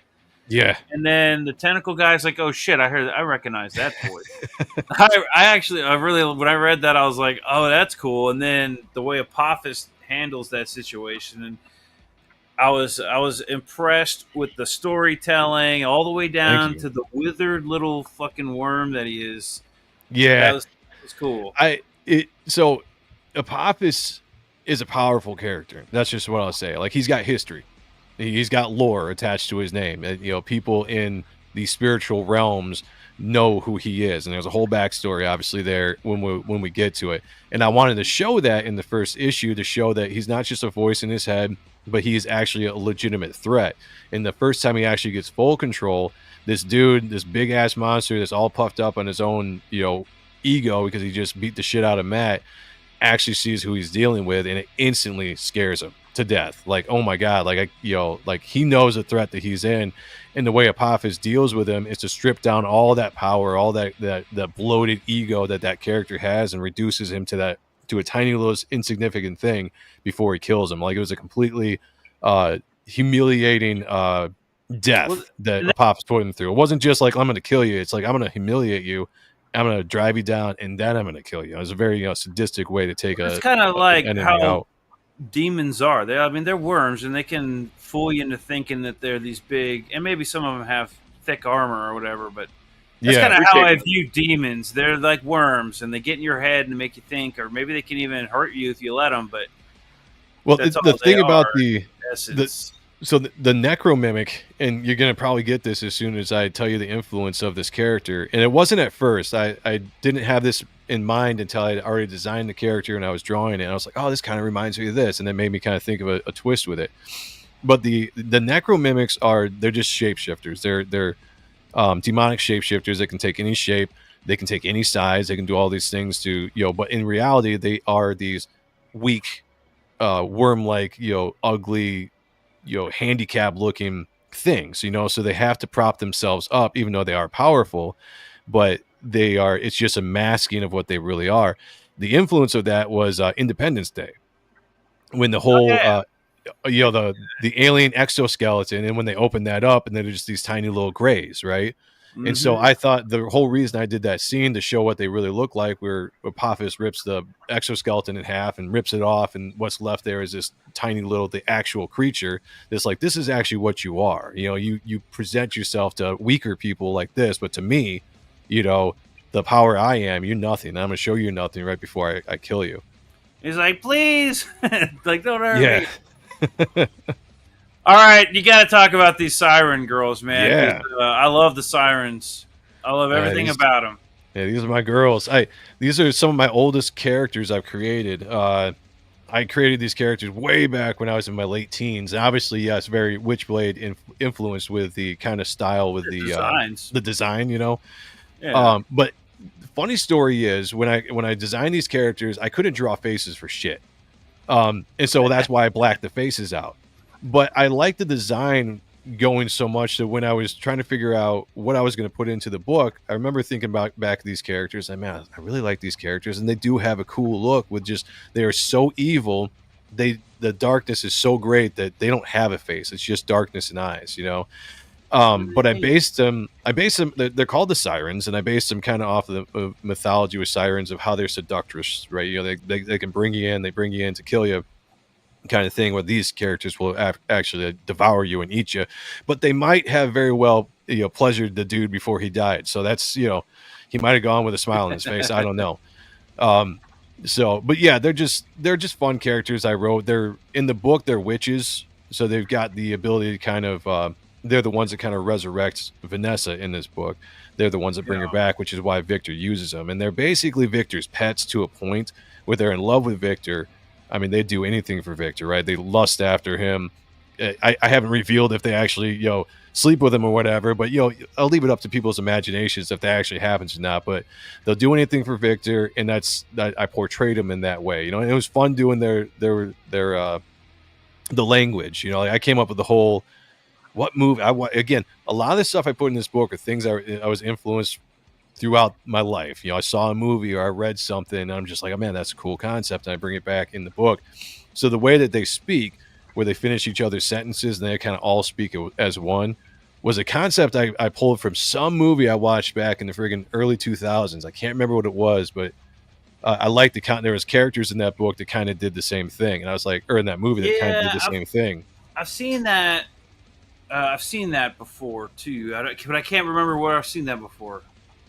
Yeah, if I can see the scene in my head, but I can't remember exactly what it was. I do think it was like kind of a book that was, or a movie that was based on mythology, because a lot of this stuff kind of I pull from mythology, I pull from uh elements of the Bible, It's not a other brother elements, art, though, is it? I know they had the sirens in that. No, I don't well, remember. yeah, they did have those characters, but no, it wasn't from that. It was actually from like a mythology Like one of period those piece. Troy or one of those like Something modern. like that. Yeah, yeah. And I don't know if it was a TV series or if it was a movie. I just remember the scene of these characters, and they were female characters, and they would talk and they would finish each other's sentences. And I was like, that's really cool. Now it's kind of a pain in the ass when it comes to lettering.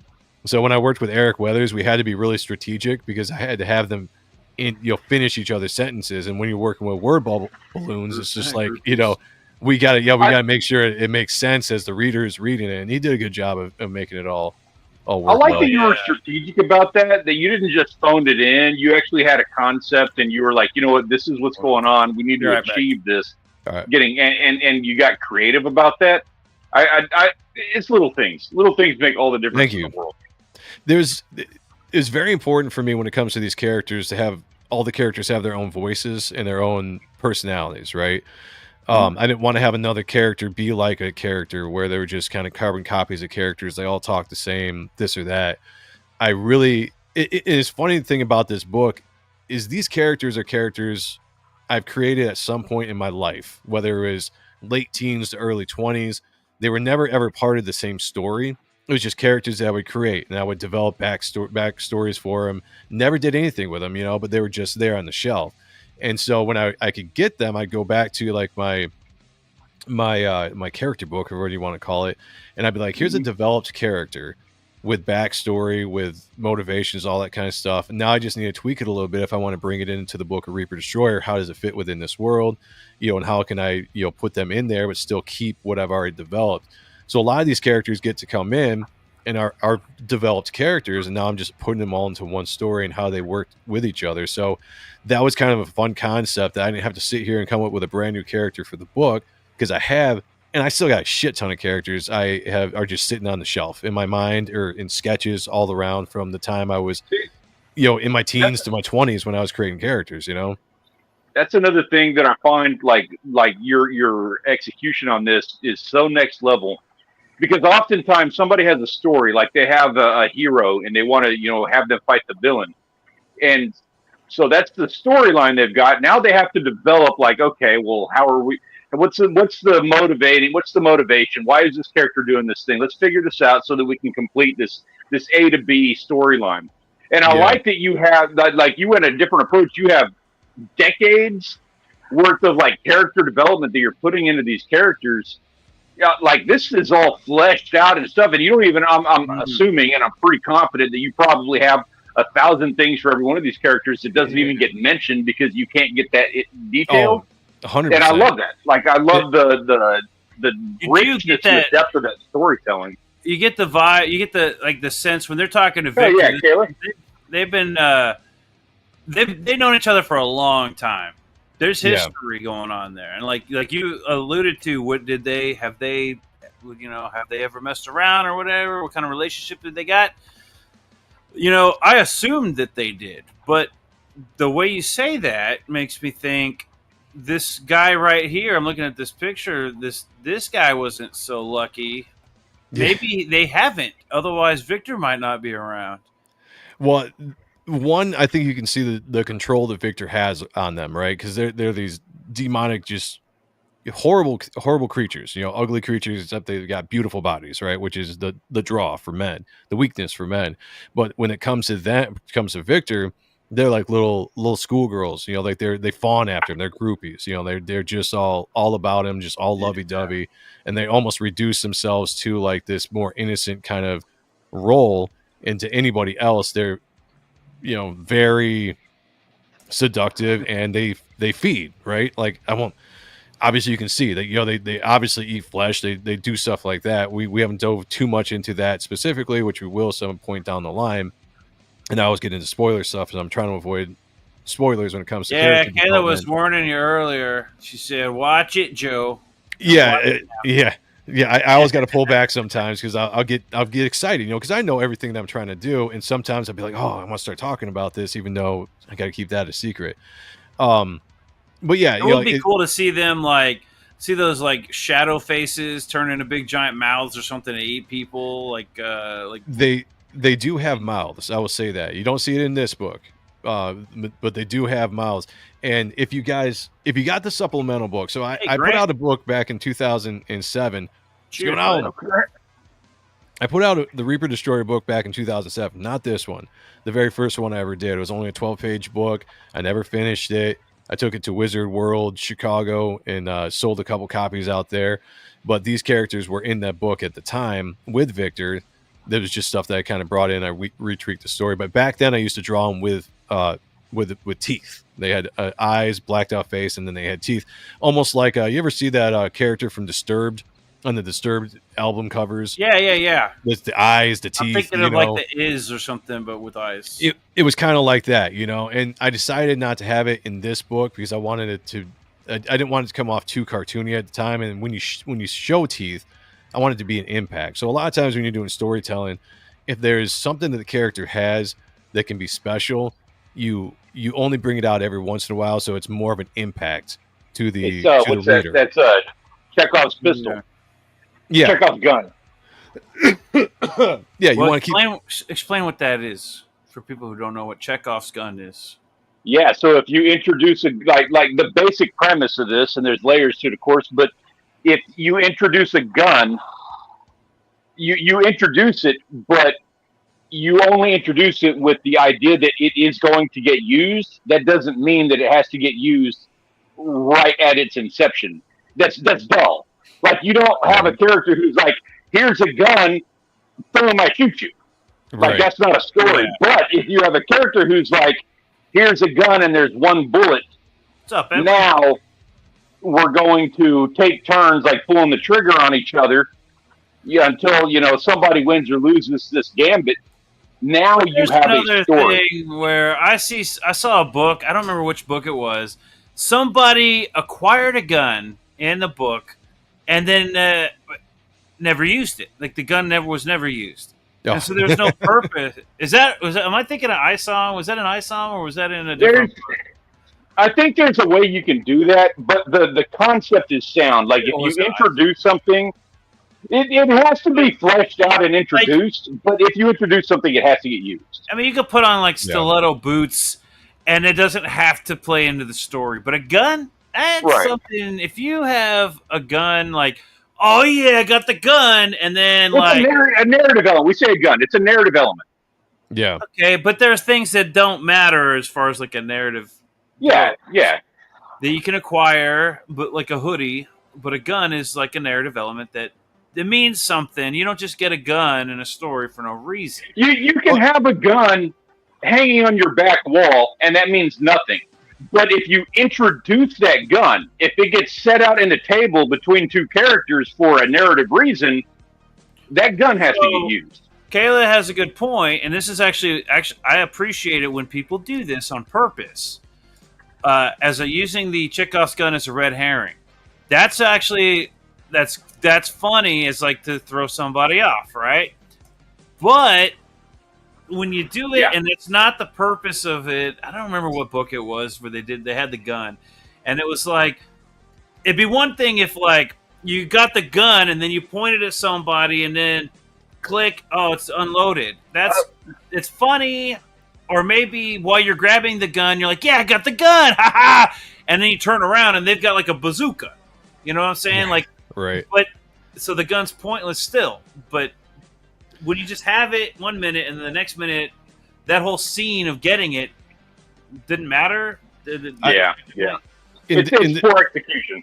In this book, with a lot of the characters, there's a lot of stuff that you haven't seen that the characters can do. But I want to hold off that stuff so that when they do things, it's impactful, it's important, right? Yeah. So with Matt. When you see him in the first part of the book with his armor, he uses that gun to blow off the head of the one character, but then we don't see it again because he doesn't know how to properly use his armor. the cool thing about that concept is I can use those elements so that the times that he does pull something out that's spectacular, whether it's a gun or blades or something else that he can manifest, it will be important to stick out in the reader's mind instead of me just having him use the same stuff over and over again, as armor weapon, so when later on in the book he's like, man, I wish I remembered how to use it, because he doesn't know how to use his armor. He doesn't even know how to keep his blades in that one scene when he's fighting the necromimic, because they disappear in the mid-fight and it puts him in a precarious position, but the times when he has to use it and when it comes out, it's a memorable moment. And there's going to be stuff like that going forward. The same thing with sirens. When you see stuff that the sirens do later on, it's going to pop out.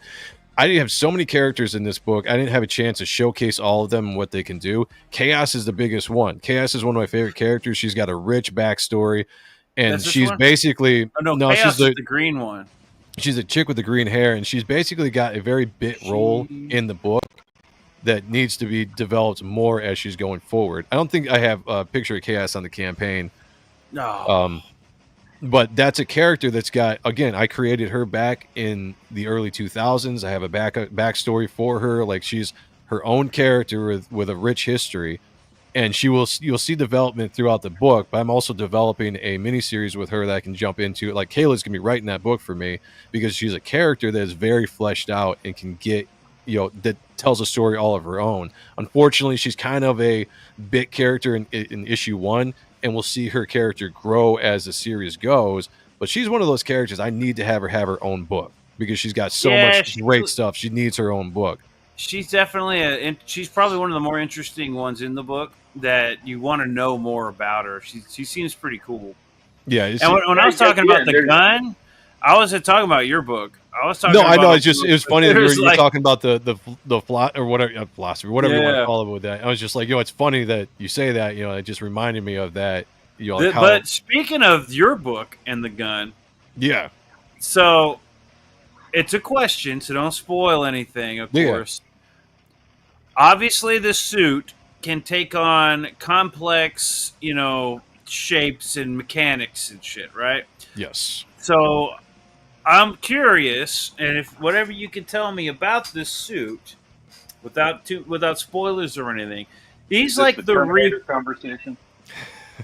Well, it's not so much. It's more like I'm thinking. I see like little hints that maybe it's some kind of alien technology, maybe alien. But then I see we're talking fighting demons. He's the Reaper Destroyer. So is he destroying the Reapers, or is he a Reaper that destroys?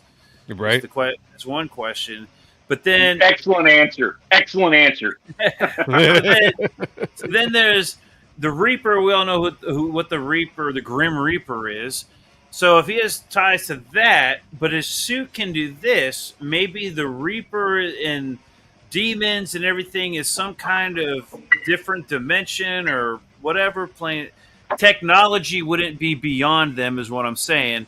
So the suit could be some sort of technology that to us would be magic or something along. That's kind of the vibes that I'm getting off of looking at it, trying to figure out what is going on here. I do like that I like the cowl and I like the cape.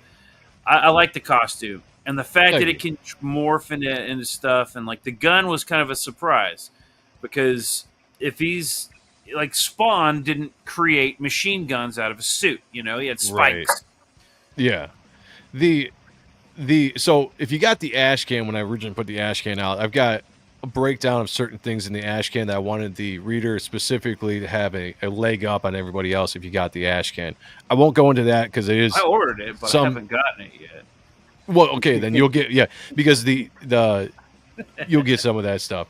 So the armor itself, without spoilers, it's spiritual and technological in nature. How about that? Okay, that makes sense. A combination. Now, so Matt can use the suit in a physical nature to manifest more of the cybernetic technological aspects of the suit to create weapons and anything that he can really think of, which that's not really a spoiler. Yeah. And he can do that in this world. When Apophis has the control, you notice that he manifests a different kind of power than what what Matt does. Matt Yeah, is he got always the physical scythe. with the suit. Yep, Apophis has his own power. I don't like because he's this. Apophis. You know, That is a highly underrated weapon right there. What is it at right here? The scythe, right? That thing is no. How come more people don't use it? Because of poor execution. Hold on a second. I had a window Like, pop up. This is well done. I hate it when that happens. I was looking at a comic book site once, and next thing you know, once like a couple weeks ago, two big tits were like bouncing on my screen, and I was a couple weeks ago. I had to check all my episodes out and to go find them. I didn't take them down, and I haven't gotten struck, so it's still there. No, I missed the last thing you said because there was a window that popped up for some reason. I started playing the video, and that's all I could hear in my ears, so I had to turn that off. So the scythe is an awesome weapon that nobody uses. Everyone's got like axes, all that, but this is a badass weapon, dude. And I don't like the way you're using it here. Thank you, man. Yeah. He never originally was going to have that weapon, and it was a last minute decision before I started making the book that I was like, I should. I'll be honest with you, Apophis. His development in this book was actually spawned by the response that people had to the character, where he was originally just going to be primarily a voice in Matt's head for the story. But when I started showing off the book and talking about the characters and stuff, I showed a sketch, I think. I showed way too much of Apophis than I should have, because unfortunately most people don't remember because the ending of the book is still, a twist.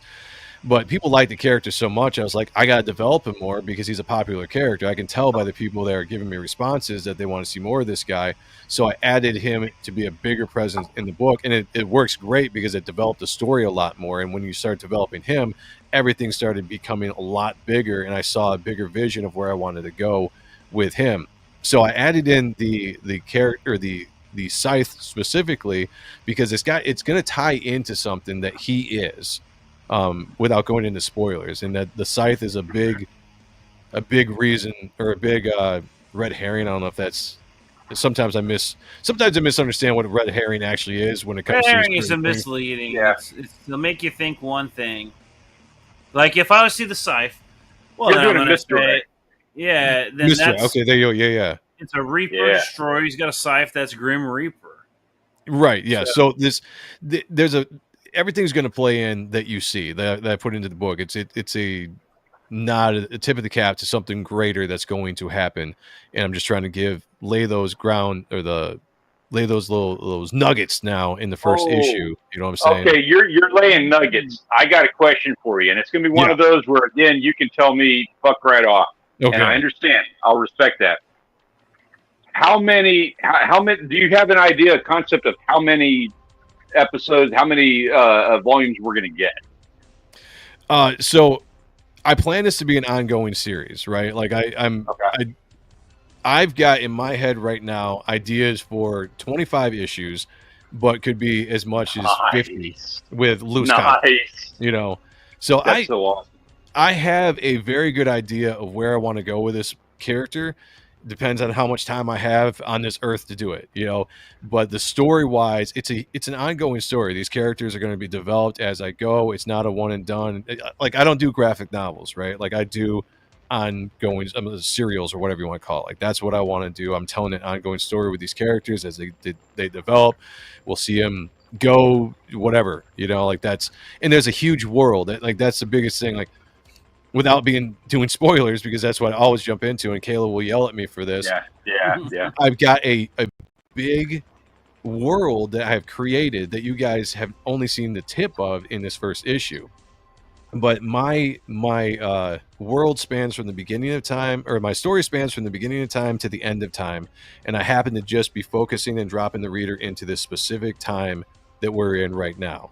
But it's expansive because I deal with there are characters in here who are immortal, so they're going to be from the beginning to the end. There's going to be times when we jump back or we jump forward and we see what's going on and how all these things play into the overarching stories as this character, what he's meant to be or meant to do or whatever it is, his destiny gets developed, and we see it as it goes forward. But that's going to be something that's going to be a slow burn. I don't want people to figure out who this guy is, what he's for quite a while, Sure, yeah. How are you gonna pull it off? Like okay, this book was what year did you start funding on this? Basically, I'm talking about 2022 is when I launched it. Yeah, 2022 was the first time it was when the campaign actually happened. And it's funny too because I didn't put a fulfillment date on the campaign for a reason because I had no idea how long it was going to take me. And I was pretty honest when we were launching the book. That was a good idea. Yeah. When I was doing advertisement, because everyone was always like, "When do you think this book is going to be done?" I'm like, "I don't know. I'm a first time creator." I was like, "I'm not going to put." I was like, "If that causes you not to back, I completely understand it, but just know that I'm taking my time with this book. I'm going to make it right, you know." And that's absolutely what I did. It took way longer than I wanted to. And here's one of the things I learned from it, and I'm not going to do the second time around. I kind of got influenced with the whole crowdfunding thing when it came to page count. This book is designed to be a more traditional comic book, 24 pages. And I released it as a 32-page book, and then I increased it to 43 pages because I kept feeling the pressure of like more pages, you know, all this kind of stuff. I'm not doing that going forward because I have a story to tell. And one of the things I realized in this first issue, going forward, there's things I want to hang on, that I want to develop more, that I don't want to have to be like, I only have 48 pages, so I need to have all of these beats and all these stories laid out so I can get to the next issue. I want to go into the next scene and be like, we're going to focus on the next book. I'll just say right now is more of a focus on Matt and Apophis's relationship. How do they, you know, work with each other, and why, you know, answering some questions there, or maybe giving some more questions as we do it. But it's going to be more of a slow burn with the overall story than doing this, you know, bigger pages and trying to do a one and done or a graphic novel 1, graphic novel 2, so on and so forth. So going forward, these books are going to be a lot shorter and they're going to be less price to buy. So I'm bringing the books down to about 20 to 24 pages, and I'm bringing the price point down to $15 instead of $25, and I'm hopefully going to be getting them out faster.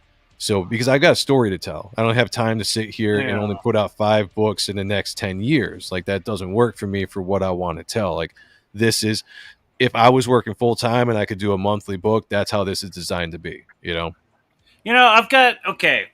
I do have a thing when it comes to books and like the prices and what you're getting. When I first started getting into crowdfunding and like buying back in books and everything, $25 it seemed like a lot for a book.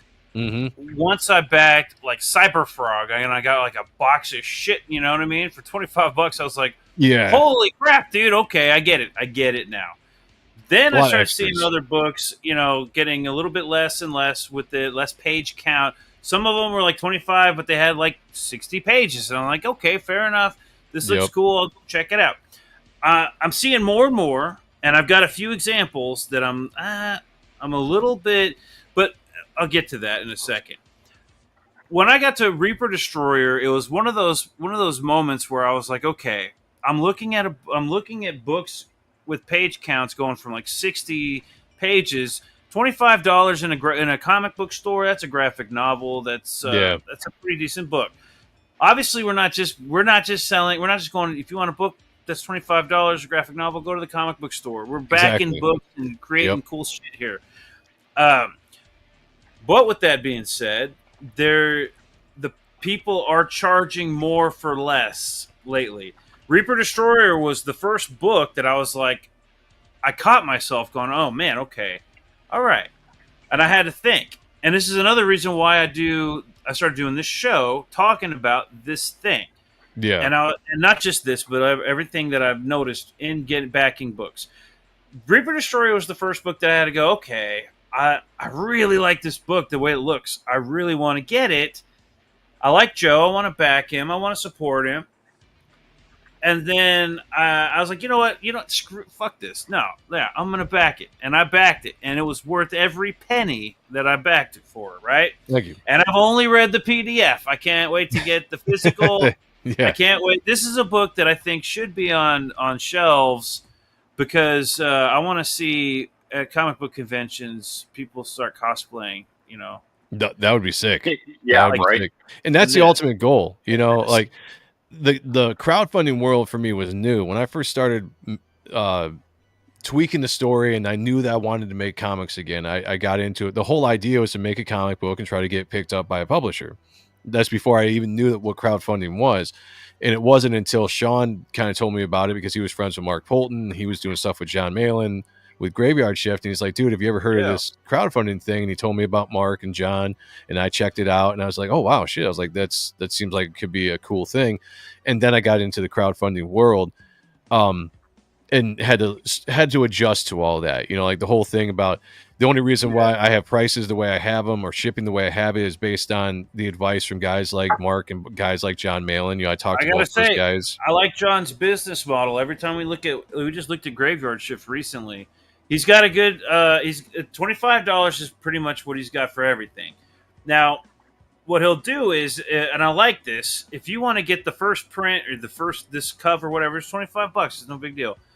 But then you get the next campaign, and it's like, okay, well, now you can get volumes 1 and 2 for that price. Yeah. Why wouldn't I just wait? Well, because you're getting the compendium or whatever. You're not getting the original printing.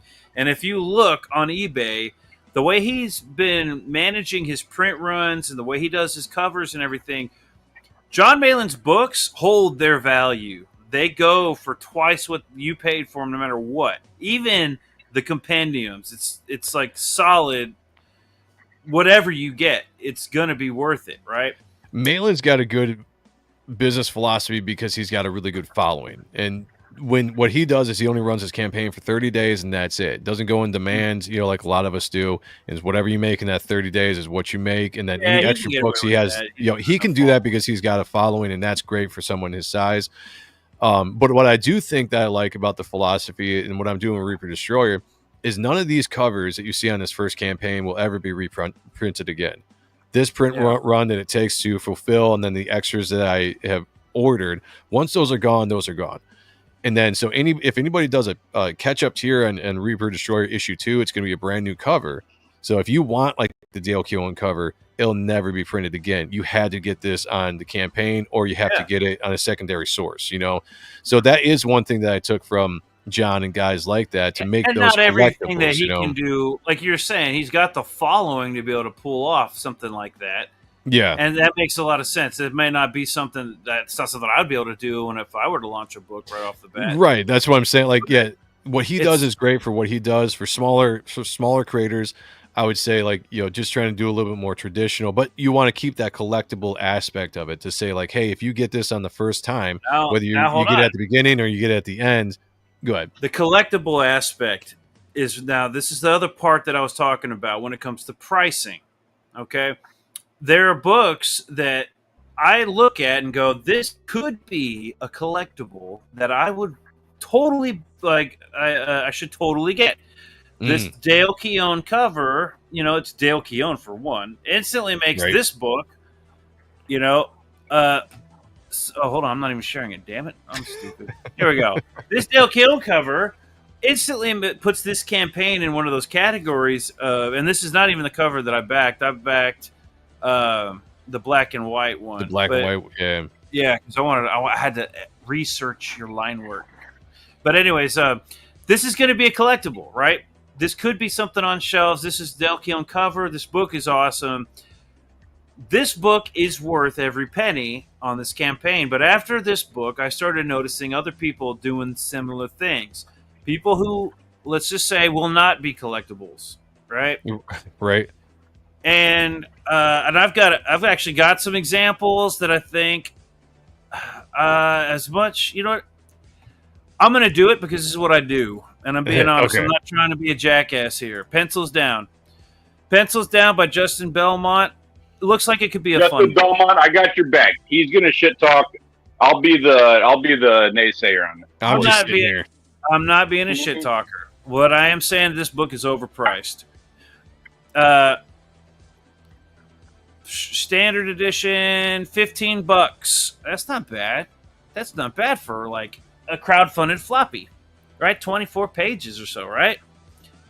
It's right here. It says it right here. Pencils Down is a 24-page full color comic book. Hell yeah.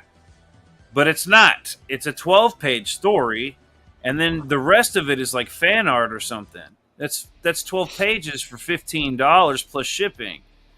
All right, cool. I'm gonna be like the back. I'm gonna be the defender on this, but I can't defend that.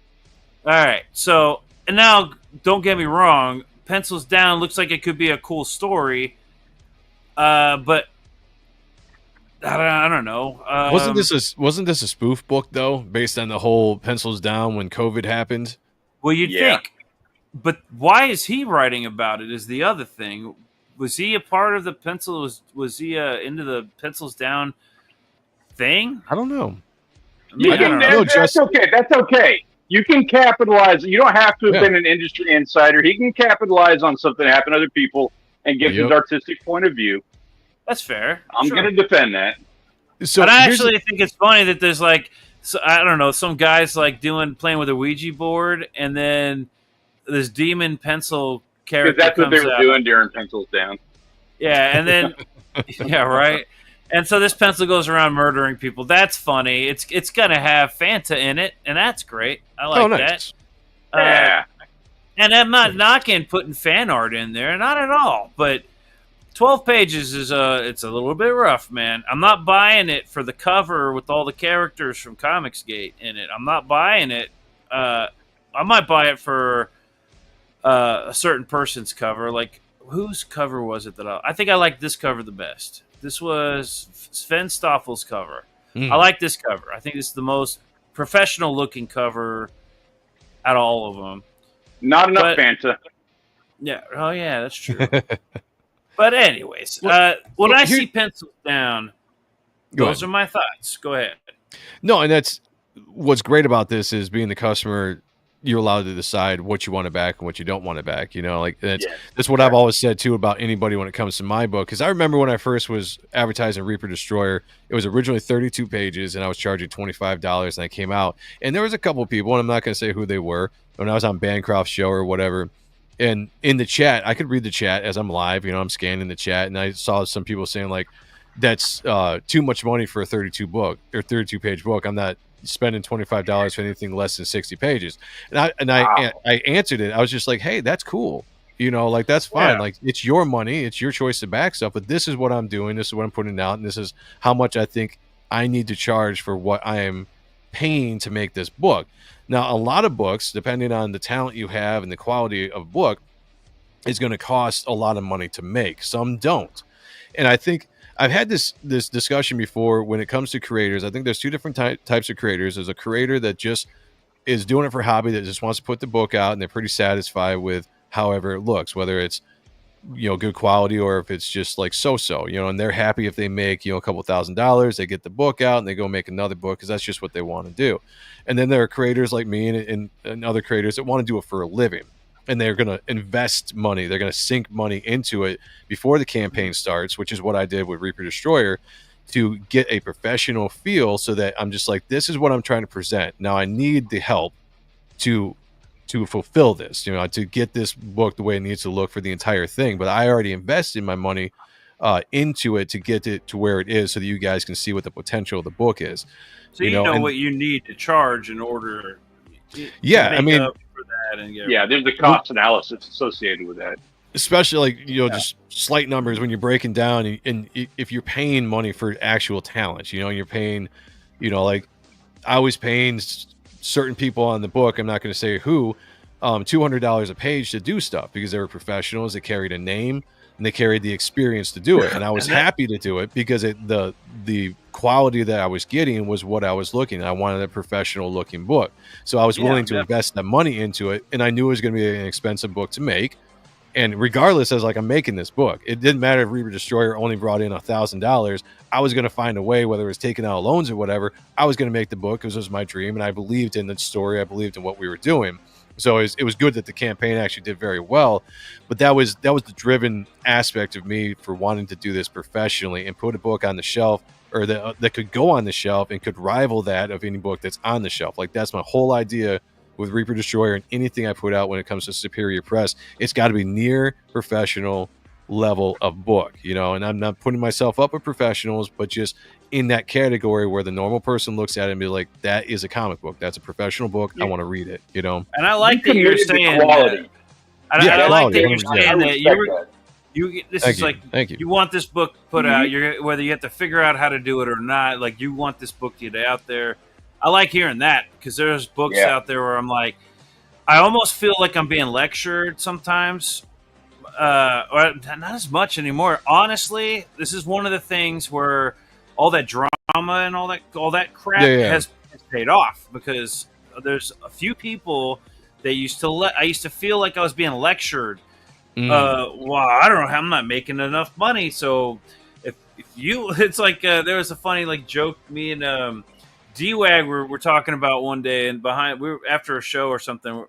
I was sitting there going like, yeah, you better buy my fucking book. If you don't have money, I'm never going to be able to quit Walmart. I'm never going to be able to do this for a living. And if I don't get like 60 grand, I'm at 30 grand people. If I don't get 60 grand on this book, I'm never going to do this for a living. It's like, why are you yelling at me, bro? Like, I'm not going to, what the fuck is wrong with you? And I'm hearing these people, I hear people talk like that on streams. Yeah. And granted, there's only been a couple. But like that, and that's definitely not Pencils Down. Pencils Down looks like it could be fun, and if it's something that looks like, hey, this sounds like it could be a fun book. It's like No Cover was another one of those. I don't remember the price being crazy for No Cover, but it wasn't going to be something that's going to like be like I'm going to go get it CG graded or not. You know what I mean? But it was like a fun book. This is like that. I also want to say that I've had Justin Belmont on my show before. He's a cool dude, and I wish nothing but whatever I was saying right there had nothing to do with Pencils Down. I was just going over an overall philosophy. So, Justin, if you're watching, I want you to know I wasn't talking about that. And Justin, I got you back. And I'm not talking crap about Pencils Down. I'm saying that $15 is pushing that limit. Yeah, and that's when I started going, what am I getting for this book? Now, I heard he was giving out pencils, but then I found out that was only for the first 100 backers. But my whole point when that started was that just sometimes the price that people that charge are based on what they know they need to make to produce the book and everything when it comes to talent, when it comes to printing, all that kind of stuff. And then on top of this is a business. You know, you want to make some money on the back end. I wouldn't be doing this just for free or going into the red. All the time. So, but that's where in this case I would say put more pages into it, write a bigger story. You know what I mean? Yeah. And then charge $25 for it, right? And that's good criticism for someone that's looking to back a project, and that kind of stuff needs to be said. You know, I mean, again, like I was saying, hard to hear sometimes. I'm not trying to be mean. Yeah, and I heard a ton of stuff by people that I think actually ended up backing the book in the end. When people were saying, like, I'm not backing that because it's only a 32-page book. And I would come on streams and I would say the exact reason. I'm like, look, I'm spending right now this much money just to make this book. And if I do the entire book, it's going to cost me like $20,000 to make this book. So I'm charging $25, whether you like it or not.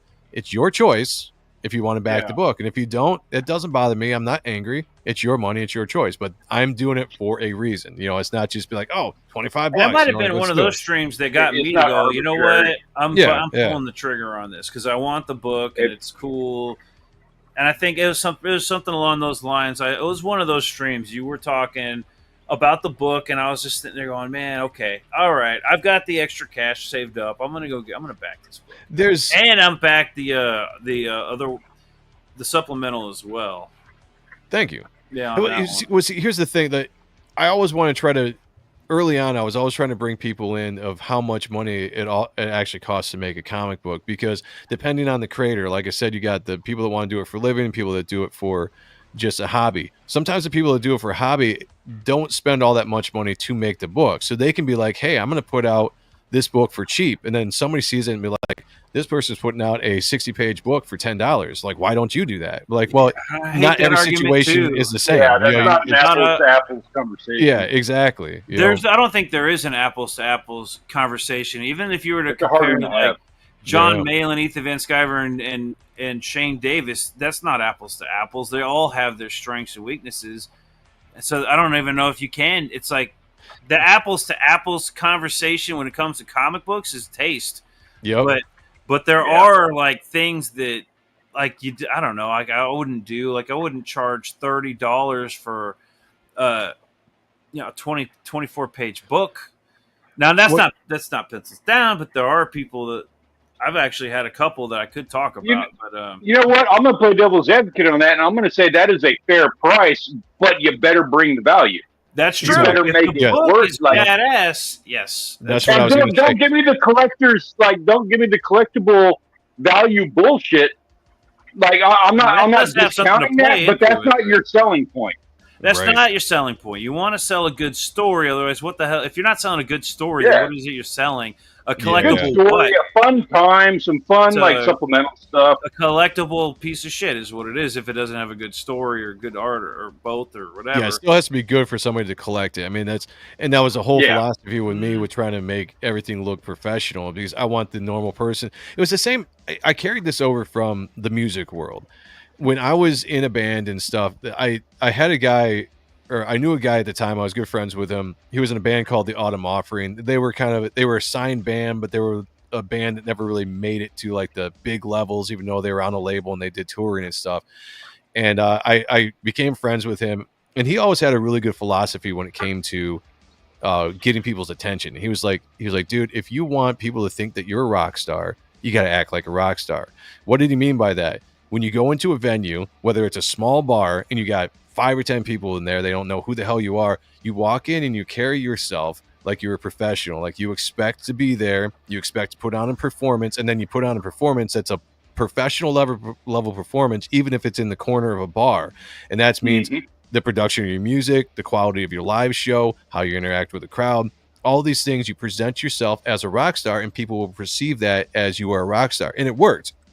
There were tons of time where people thought we were a signed band. And I'm like, no, we're just a band from Michigan in a van driving around touring, ourselves doing it. But people thought they're like, who are you signed through? Like all this kind of stuff. I do it all the time. And the perception worked. I do the same thing in comics where it's like, if you wanted to be professional, you have to present yourself as professional, and people will see this as a professional book, a professional look, professional story, but you have to bring that to get them to feel it. And then they'll be all on board to do it, and they'll be on board to back you, Well, like working with kids, I draw a lot, and they're like, "Oh man, are you like a professional?" And I'm like, "Well, I have been paid for my artwork." There you go. Boom. Yep. You want to be like me, kids? Now, of course, they're smart. They'd be like, "No, you're like, no, absolutely not." Yeah, like, you want to be like me, kids? You practice all day and stop playing video games and wasting time on the internet, and you focus and do good in school. If they were smart, they'd be like, "Aren't you a sub? Aren't you subbing at the school?" No, I don't want to be like you. But I actually got something. Nick of Time here was in. He came in here and he's got a good question. What's your advice for writers who haven't done crowdfunding before and want good quality art for your book? There are a few options. I'm curious how you got your artist, by the way, because I know you got some big names in there. But I have Fiverr is probably one of your last resorts. If you're gonna hear Fiverr. It's an option, but it's got to be make that a last resort. And don't settle for anything less than like the best. You know what I mean? Joe, what are your thoughts on that? I was going to say, if you're looking for an artist, if you're a writer and you got a story you believe in, take the time and scour the internet for artists. Don't be afraid to approach professional artists. There's a lot of professional artists that do indie work if they have the free time, but you also have to be willing to pay the money. So the biggest thing I would say, don't put a price tag of what you're not willing to spend. If you believe in something like me, and I'm just dumb enough to do it, if I wanted to work with an inker like Joe Weems, and I approached him and I said, "Hey, Joe Weems, I know you've inked Mark Silvestri, Michael Turner, David Finch. You've done all these big legendary guys. I've got this book. I would love you to ink it." And he liked the artwork, and he's like, "This is what I charge." And I'm just like, "I don't care what you charge. If you're willing to work with me, I'm paying it, and I'll figure it out later." But I got the professional touch I was looking for. So one, scour the internet, look on Instagram, ArtStation, DeviantArt, Facebook, art groups, and just spend time looking at everybody's art. If you see an artist you like, go into their page, look at their art, all of their art, how they're good at covers, sequential storytelling, all that kind of stuff. If you have an eye for art and you know what you're looking for, and then reach out to them and try to start a dialogue and ask them what they charge. I've never approached anybody and said, hey, I have a job where I'm paying $75 for a penciler or $25 for this. I'm always just like, I want to work with you. How much do you charge? And if it's something I can afford, I'm like, great. If not, I'll move on. But usually it's just like, you let them give you their worth, and say you trying to establish what their worth is. And they're probably more or less willing to work with you as long as you're going to pay them and stuff. So if you want it professional looking, know what professional art is and go find somebody that is as close to professional or professional if you can find them, and you're going to have a really good looking book. And if you have a really good looking book, people are probably going to back it. Yeah, and I want to double down. Worth the money. I want to double down on that. That is absolutely 100,000% correct. Also, absolutely nail your story. You're a writer. You need to nail it. Make that thing amazing, because you're probably. I'm not gonna say it's a definite thing, but if you have like the most amazing story in the world, it's going to be a lot easier to convince people to sign on, and it's going to be a lot easier to convince people to sign on at an affordable rate if you have a project that they can commit to. Yeah. If Jake were here, he'd say make sure to get an editor and not like a friend. Like get somebody who's going to criticize it and give you ideas on how to make it better. Yeah, take the criticism. It's where because editors are great. Kayla's an assistant editor on the book. She actually did quite a bit of stuff. She'll tell you working with me is a little different because I'm not a big fan of giving up a lot of control. And when I work with an editor, I'll do the stuff where it's like, I'm going to do what I want to do anyway. And I'm not looking for you to give me a pat on the back and say like, hey, this is great, and blow smoke up my ass. Yeah. Like, I want you to say like, hey, you can do better on this, or hey, this or this, all that kind of stuff. In the end, I'm still going to make the decision I want to make. But editors that really, know what you want to do. And the thing with Kayla is she understood what I was trying to tell. She understood the world that I was creating, and she actually loved it, so she wanted to see it as much as I was telling it. So when I would send her scripts, when I was scripting the book after it was done, I would send her my scripts and she would read over it, and she would send back stuff like, hey, this is great. Or I really see what you're trying to do here, but I think you can tell it better than what you're telling it, and I would go back and be like, motherfucker. And I'd sit back down, I'm like, all right, it's not happy. You're not happy to hear that kind of stuff, but you sit back down and like, okay, I can do this better. Let me rethink about it, and I'll go back and start working on it again and, make it better, and then I'd send it back to her, and then she'd be like, this is great, or looking good. How about you change this, or work on this? So editors are great in that way. I don't work with an editor that is like a power hungry editor that just wants to rip your stuff apart, because then you're taking out the joy for me in my own project. Like it's my own personal philosophy, and I probably would clash with editors out there, and Kayla probably would argue with me on some of this stuff, but I have to enjoy what I'm doing. I have to still tell the story that I need to tell, and I need somebody there to make sure I'm on the right track. But I've worked with people in the past that were just heavy-handed, and it's just like, hey, this isn't your fucking book, no offense, but like, this is still what I'm trying to do, so just be careful when it comes to that. Editors are great, but make sure you pick an editor that really you can work with, that works with you, and that you can together build something that's really good, and not just somebody that thinks they're above you because they're an editor, and I've seen people have power hungry aspects when they are editors. It's just my own personal rant there. Yeah, now Rick Saylor was saying Smokes the Fox was fun. He really dug it. Justin's a solid dude. That's when I had him on the show, as he was doing Smokes the Fox. Yep. Actually, I met him when he was on Dojo's show talking about Smokes the Fox, and Mike Barron was on there. I think it was. I'm pretty sure Justin was on there. Yeah, and he was a pretty cool dude. Nothing against him at all, and actually nothing against the book. And $15 isn't egregious, but when you got to tackle in shipping and everything for 12 pages of story, is all I'm saying. There are other examples, but so then we got Kayla saying I feel like money isn't an issue when you're passionate. You just want to create and have your product out there at all costs, but that's just me. And that's what Joe was saying here. Yeah, if you really care about your book and it's your passion, you don't want to hire some $5 page artist to just they don't give a shit about your book. You know, get somebody who at least cares about art enough to like know their worth and be worth that whatever they charge. And so like Nick of Time here says, imagine someone try to price $100 for a 12-page book and claim I price it like that because it's quality over storytelling. It's 12 pages of the best writing ever. It would not slide. And that's kind of like where I'm coming with like some of these others. And I have another example that's, again, it's rough talking about some of this. And actually, I'll go through the chat for a second before getting into it, because I'm probably going to back some of these other ones because they actually do look like really cool, and I'm on the back. But let's see here. So we got Kayla saying,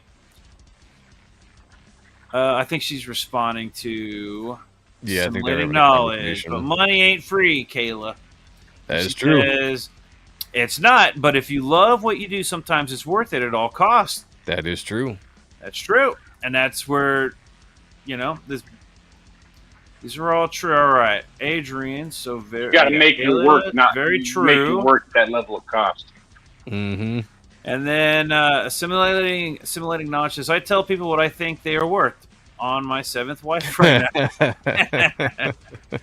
That's true, too. Thank you, Tom. I talked to someone to be an editor in this space. He has the script. I'm currently waiting for a response. Nice. I'll just say, Nick and Tom, just remember, too, that marry up to the editor that works for you. And I think Kayla's got a comment that really says it perfectly. But if you don't like what you're getting from an editor that you're looking for, you don't have to go with them. You know, you can move on and work with, keep looking for an editor. You don't have to just go with anybody. You know, go with somebody that you actually can have. I don't want to say a partnership because you are the main person, but someone that actually has your best interests at heart. Dude, yeah, I'm working with an editor right now. I hired him in October, and the dude has not produced for me since October. No, and that sucks. But I also went into that thing like he is a great guy. I love him to death. I enjoy talking to him. I would count him as a friend if I got to hang out with him more. Yeah, he's not working out as an editor. Like, that doesn't work, and I'll be upfront and honest about that. But that doesn't affect my checking in on him to see how he's doing on his day-to-day. I don't give a shit about, like, you didn't get the job done. That's fine. That's work. That's business. And we can have a business discussion if you want. But first, how are you doing in life? How are things? Like, that didn't work. That's fine. That's how that goes. But there's still a human connection. You know, it doesn't have to. Sometimes that doesn't work. Sometimes a great human being isn't always the best editor for you.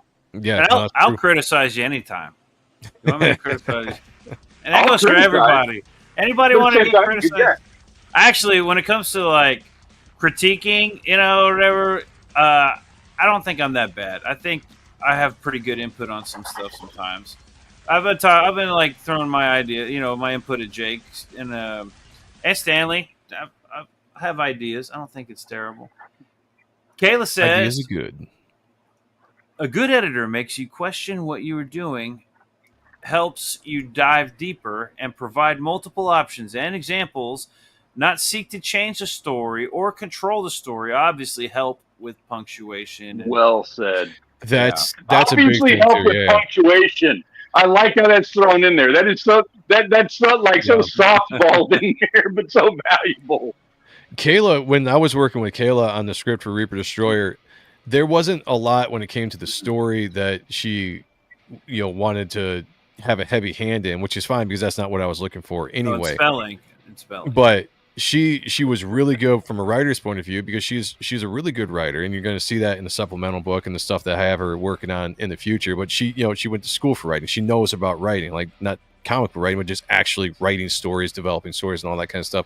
And there are tons of tips that she gave me from a writer's point of view that I implemented into script writing and how I would do dialogue that was still my own, but it was based off of advice that I got from someone that knew more about certain things. Like if I was falling into a trope of writing a certain way, she would come back and say like, hey, instead of saying it like this, because in school we learned that you shouldn't phrase a sentence like that, phrase it more like this, you know.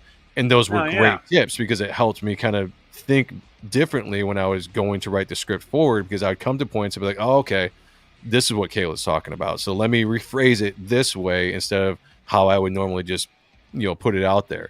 So she was fantastic in that aspect. Plus, Kayla was one of the most encouraging editors. I don't work with editors. I'll just say that. Like Kayla and Mark are the two editors I worked on the book. Kayla was more, even though she was assistant editor, she was more hands-on, because her and I would talk every day and I would share more things with her. Mark was the overall guy that took the script and kind of gave big notes as far as the experience that he had in the industry. But Kayla was someone that could really dive into the story with me and say, like, you know, give me feedback, like instant feedback. I'd be like, hey, read this, tell me what you think. And it would be either, you know, whatever. It'd be an honest thing from her, though. And I always got honest responses from her, whether it was, you know, make me feel good with a big ego, or just being like, you know, like I said, there would be times where I'd read a response and I'd be like, damn it, you know, like, and it was good. She was directing me in a good way. But at the time, you know, your first instinct is always be like, fuck, why didn't you like that? You're like, I think it's awesome. But then you stop and think about it. You're like, okay, I see what you're saying. Let me go back. Sometimes you're just looking for the fluff. Yeah. Editors, you got to understand, sometimes they're just looking for some fluff, you know? But she was great like that. So I mean, like, I really, like, that's why I'm working with her now going forward with a lot of stuff, why she's writing for me. Like, she's a big part of my company because of we just have a good connection. And if you can find that, my point is with Nick of Time, if you can find that with a editor, do that, stick with them, you know, because that's somebody that has they want you to tell the best story you can tell, and they don't want to come in and hijack it, you know. She says a bad editor will try to mold the story to what they want because they lack their own creativity and will change the story to suit their vision. Yes. Yeah, you can avoid that. Nick of Time says, but if y'all want to talk about the script, if you want. But if y'all want to talk about the script, if you want. Hint, hint. Yeah, I was just going to say, I think he's saying, like, yeah, if you want to read it. Yeah. Well, actually, that's a good question. Would you send the whole script to like a new editor, or would you just send pages of the script? Not a new one. Not a new one. Someone you trust. Yeah, you got to. I would say don't send the whole script to somebody you don't know or trust. They might. Well, I mean, definitely don't do somebody you know. Like, if you're going to work with an editor, try to get recommendations from somebody you know, or somebody you know that knows somebody. You know, get to know that editor first before you send anything to them. Have a conversation, have a dialogue, whether it's email or, you know, DMs or whatever, and see what they're thinking, see what who they've worked with, you know, get a sense for them. I don't think I would ever, like, Kayla and I got to know each other before I even brought her into what we were doing. Like, she was legitimately, she backed my ash can. She loved the story so much. She reached out because she wanted to ask me questions about my story. And so the more we talked, the more I got to know who she was, and she, you know, shared some of her writing with me, and then it was like, hey, let's go. I was like, you know, let's start working on some stuff. And that's kind of it organically grew into that aspect. I didn't just be like, hey, you're an editor, work with me, you know what I'm saying? Like, so that was a unique situation with me. It might not always be that situation with you, but guard your stuff, because your story is your baby, right? That is your baby. Who you let your kids hang out with or watch your kids, you need to be very, very careful with. Treat it like that. Kayla says, I'm lucky Joe and I have a great creative working relationship with him, with my writing, the support he gave me, and me with his work, because I loved his story from the ash can. Yeah. She calls you her guardian. Oh. Yep. Nick of Time, send it to me, wink. So yeah, that's what I'm talking about. If you're working on a book and you're looking for an editor, throw some money at Kayla, like a lot of money, like a whole lot of money. Yeah, that's the kind of person you want right there. No offense, Joe, but throw some money at Kayla. Hey, anything that helps Kayla out, I'm fine with. She's edited other books before. I mean, she's not a foreign to it. She's a good editor. The one thing you got to know about Kayla is that she is honest. So, and honesty is a good thing, you know, but she's not always just going to say stuff that you want to hear. And trust me, there have been plenty of things that she said to me that I didn't want to hear, but she said, she helps so much in the positivity that Kayla has. Like, if you have something good and she likes it, because I don't think she would just edit something that she thinks is shit, because she'd probably tell you like, hey, this really isn't good at all. So I'm probably not the editor for you. But if she likes the story, she's going to get into it with you, and she's going to invest into the story herself, because she'll be like, this is a really good story. I'm liking these characters. I'm interested. I want to see where you're going. And then she gets invested into it. And I think that's the best kind of working relationship, because she wants to see the best for the story, but she wants the best for how you tell it, not how she would tell it, Yeah. So when's the next book? When is the next campaign? Are you going to do another chance, second, third? You didn't do a second chance, did you? I haven't done a second chance yet. I'm still, once we get done with fulfillment, or once it's really close, I'm going to do probably a Kickstarter at some point, because I want to test the waters over there and see if I can get any kind of new readers. Oh, you do a Kickstarter? Now, I've never done a Kickstarter, but I haven't either. I do look at all of these campaign sites. You got to get a nice 20 variant covers, half of them and not safe for work. They call those NSFWs. Yeah, you got to get the titties. And you got to get the titties and the ass and, everything. The whole thing. I don't know. I don't know if that's the direction I'm going with the Kickstarter campaign, but Kickstarter is definitely a place I want to go test the waters and just see, because the whole idea is like bring in as many readers as you can. So if you're only bringing in a small amount from Kickstarter, whatever, it's brand new readers, it might stick with the book. It might follow you wherever you go. So I want to get the book wherever I can put it when I have the time to actually do the campaign. So I will do a Kickstarter before the next campaign. As of right now, I would really love to launch Reaper Destroyer 2 sometime in the summer. Okay. It's kind of it's fluctuating right now, because it all depends on, I want to have a certain amount of the book done for the page, for the campaign page, obviously, to sell the book. And I want to, get to a point where I feel like I'm comfortable to launch it. And then on top of that, I want to launch Kayla's book sometime towards the end of the year. My whole idea with Superior Press is to eventually get launching multiple campaigns per year, so that every year going forward, you're getting something from Superior Press, whether it's Reaper Destroyer, or you're getting Chaos, or you're getting any of the other titles I plan on doing and releasing. I want to get multiple books out to the backers' hands from my company on a yearly basis. And I want to do it so we're going back to the whole model of 20-24 pages, so the books come out faster and they're cheaper to buy, hopefully cheaper to produce and get out there into people's hands, because I have a lot of story to tell. I have a lot of characters that I want to see the light of day. I've got some really cool creative teams that I'm talking with right now, putting together one for Chaos. Kayla's writing that. I've got a couple other books I'm talking to some creative teams I'm really excited about for taking over those books. And my whole idea is I'm expanding a company. Like, it's not just a one comic book. Like, I want to put an entire production company out there and put out multiple titles every year. Can we? I got a question. So can we get, when Kayla's book releases, can we get her on here to talk about that and to talk about the behind the scenes managing you and how much of a nightmare you are? And I'm sure she would reach out to her. I'm sure she would love to jump on. Yeah. And I tell her that too. Like, she needs, once she gets back up and streaming, she needs to get out there more and talk more about not just the stuff she's working for me, but she's got other stuff in other things in the oven as well that she's working on, that she needs to get out there and really advertise and talk about. Yeah, and if you're going to Kickstarter and you need, I don't know, if you had like 15 or 20 variant covers and you need one, I got your back, dude. I'll draw. There you go. One of those 15, 20 covers. Yeah, I get around because Kickstarter, they all have that. I was just going to say, I'm going to avoid the normal Kickstarter shit for right now, because I just want to go. So basically what the Kickstarter is going to be is I'll probably have the wraparound cover. I've got an Isaac Bell cover that I'm going to do, because he's primarily a Kickstarter guy. He's the dude that does Metal Shade and she doesn't manage, Joe. Yeah. Yeah, nobody manages me. Damn it. But the Kickstarter campaign is probably going to be a lot more stripped down than the Indiegogo campaign was, because I just kind of want to test the water over there and just see if there's anybody biting on, because I know the Kickstarter is a lot of titty books over there, so, and that's not what I'm doing. Like, I have sexy characters in my book, but I'm not all like, my desire isn't to run out there and have like naked women on all my covers just to sell books. Like I want to develop readers of people who love the story.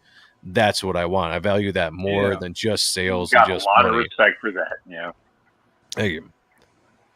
Have you seen this? Okay, now Reaper Destroyer is one of those books that I was like, you know what, I'm gonna do it. This book looks badass. Whatever he's charging, this book is awesome. Now this is the next one I'm kind of looking at right now. 7 Amens Before Sundown. This is I don't remember what the page count was, but it was $25, 44. Okay. This is like right there on that edge of like 44 for 25 plus shipping. That's fair. That's about what your book was, right? Yeah. Yep. This book looks badass. Like it's a pretty cool. It's like a Western. Yeah, I like that. It's a good page right there. Like monsters and stuff. Yeah, it looks pretty cool. This is another one of those books that I'm like, oh man, I want to pull the trigger on it, but that price is getting. If it had stretch goals or something, and I love this cover right here, by the way. You know what my personal philosophy when it comes to backing books, that if I like the book, then I'm willing to spend the money that they're asking. Well, sure, but I don't know if I'm gonna like it. I don't know. Well, I don't know how good of a writer or whatever Tom Tuttle is. That name sounds very familiar. Yeah, he's in the chat all the time. Like, yeah, I don't know if I'm gonna like it because you haven't read it, but what I mean is, like, if the book is intriguing to the point, and me for specifically, I get sold on art, and I've said this before. People follow my channel, you know, I'm much more of I like the art. The story is great, but to me, I follow artists more than I follow writers. It's a different philosophy than when I'm writing a book. But if you sell me on the art, and I'm like, man, this book just looks amazing, I can't wait to look at it. You know, like that's basically what it is. I'll pay for whatever it is, and I'll wait however long I have to wait. That's just my own personal philosophy when it comes to backing books. But I also don't back a shit ton of books because I have a not a high quality, but you know what I'm saying? Like there's a standard. There you go. I have a standard for the books that I back. Like, yeah, I'll back friends' books because they're my friends and I want them to succeed. But if I'm backing in somebody that I don't know, I go off of specifically art. One, does the book look professional? Because the same philosophy I have for what I want people to know about my book and my company, I hold to other people as well. So if I look at your book and I think it's too amateur to the point where I'm not going to like it, then I'm not going to back it. But if I look at it, I'm like, man, that book has some professional feel to it, I'll 100% back it. You know, like that's just the way it is. Look at the art. Do you look at the story and what it could be? Like, do you read about or do you just look at the art and instantly decide whether you're going to keep moving forward reading about it from that point? Me, I'm just the art. Like the art sells me or will either break or sell me on a book. And then I used to do until I got Pitter Patter. Well, yeah, okay. I did not want to bring Pitter Patter into discussion. I already brought it up earlier, but I'm afraid it fits because, like, I have a little bit of an art background, and that kind of is one of the things that got me into comic books at an early age with Peter. Yeah. But I didn't follow through with that. I am a lot more of a story-oriented person. Like, I want a good I'm more of an art person. And that's a hard thing to present, but I'm not going to lie. Like, Pitter Patter, you look at that book and you're like, what the fuck is he talking about? Yeah, dude. And you got to go through the page. I'm an art guy, too. Talking about this. I'm an art guy, too. Aaron Lopresti's one of my favorite artists. Yeah, he's a good artist. I love looking at his stuff. I feel like I just got canceled. The more I started looking at this, like, I saw the artwork and it was so weird and bizarre. I was like, "Oh my god, this is so weird!" And I started reading about it, and then I was like, "That's weird and interesting." I sat on it for a minute, and then finally I was like, "You know what? I want to know what the story is," and the story is really good. The artwork fits perfectly. Even though it's not Jim Lee artwork, it fits perfectly with this story, and it made me start thinking about, like, what am I looking for in books? Because most people that I know, in fact, that I talk, like people in the chat, they're like, "Oh God, not Pitter Patter." Yeah, that's the natural response to this conversation. By the way, if you hear anytime Peter brings up Pitter Patter, your natural response needs to be, "Oh God, here we go again." Yeah.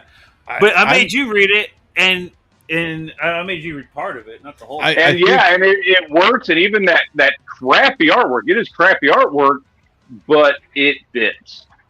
I think I'm unique in the way when it comes to what I like, because I like comics, but I've never liked comics because of storytelling aspects. I loved comics because I was just enamored with art and just the art form of what people can draw. Yeah, that's where I came from. Specifically, nothing wrong with that. Right, exactly. It's just it's an opinion thing, right? Freaking Snowman, dude, had some of the best. So there you go. There's a perfect example. You can show me Snowman. Artwork. I would not give a shit about the story.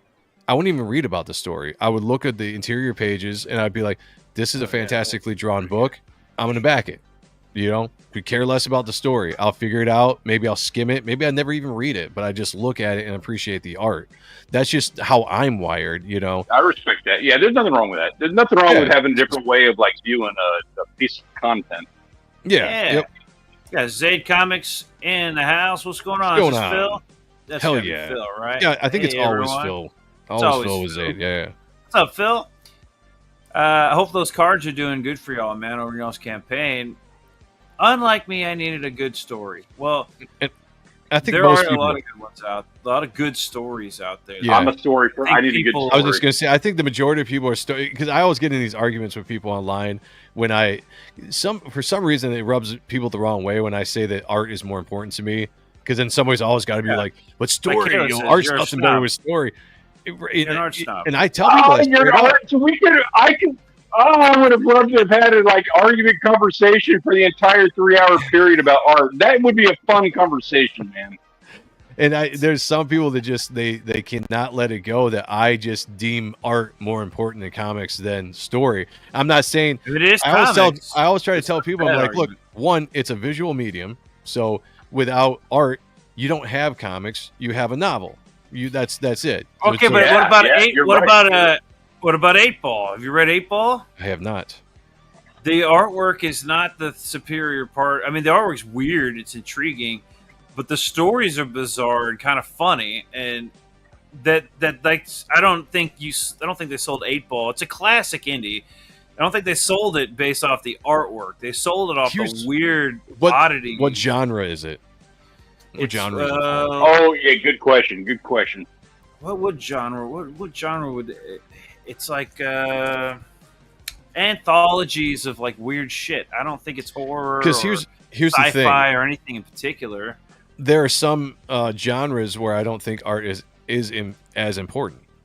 I think certain genres art is very important, like the superhero genre.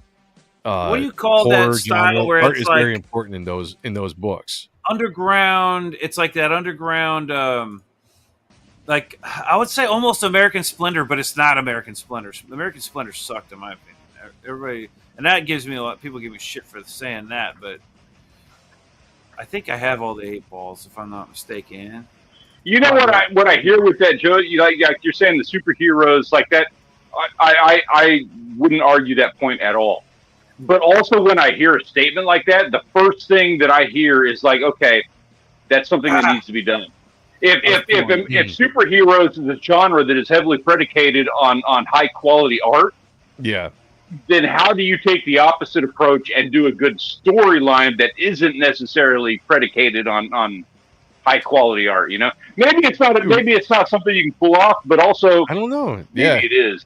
I think so with the superhero genre, and even though I value art more, I do believe that to make a great comic, you need a good marriage of art and story together. You know, you need the visual, satisfaction. That's got to be like a story. Given. Exactly. Yeah. You know, I always tell people that too. They get mad at me when I say I think art is more important. I'm like, hey, we can all agree that it needs art and writing. We're good. You know, split. Yes. But yes, it does. Yeah. In certain genres, like if you were telling more of like, let's say you're telling like a psychological thriller, you're doing something that you don't necessarily need the art, like, you know, like the Jim Lee. You don't need heavily rendered art. You don't need all this kind of, exaggerated realism. You can go with a lesser art style with a art style isn't as important as the story, because the story is what is driving home that genre of book. The artwork needs to be representative. Ideally, like Kayla's saying, what you're presenting, art and story need to go hand in hand. Mm-hmm. Yeah. But like I think we're all arguing the same thing on that. I think everybody agrees on that, and then it's just preference from that point on. Claremont is why she loves comics. That is true. She is a Claremont. Jim Lee's the reason I read comics. He's the one got me into comics. Me too. Then I actually learned when I grew older, I got to appreciate it. And now I've got like this one right here, 8-Ball. It's like a classic. The artwork's pretty like, mediocre. Yeah. It's on purpose that way. But the stories are freaking weird.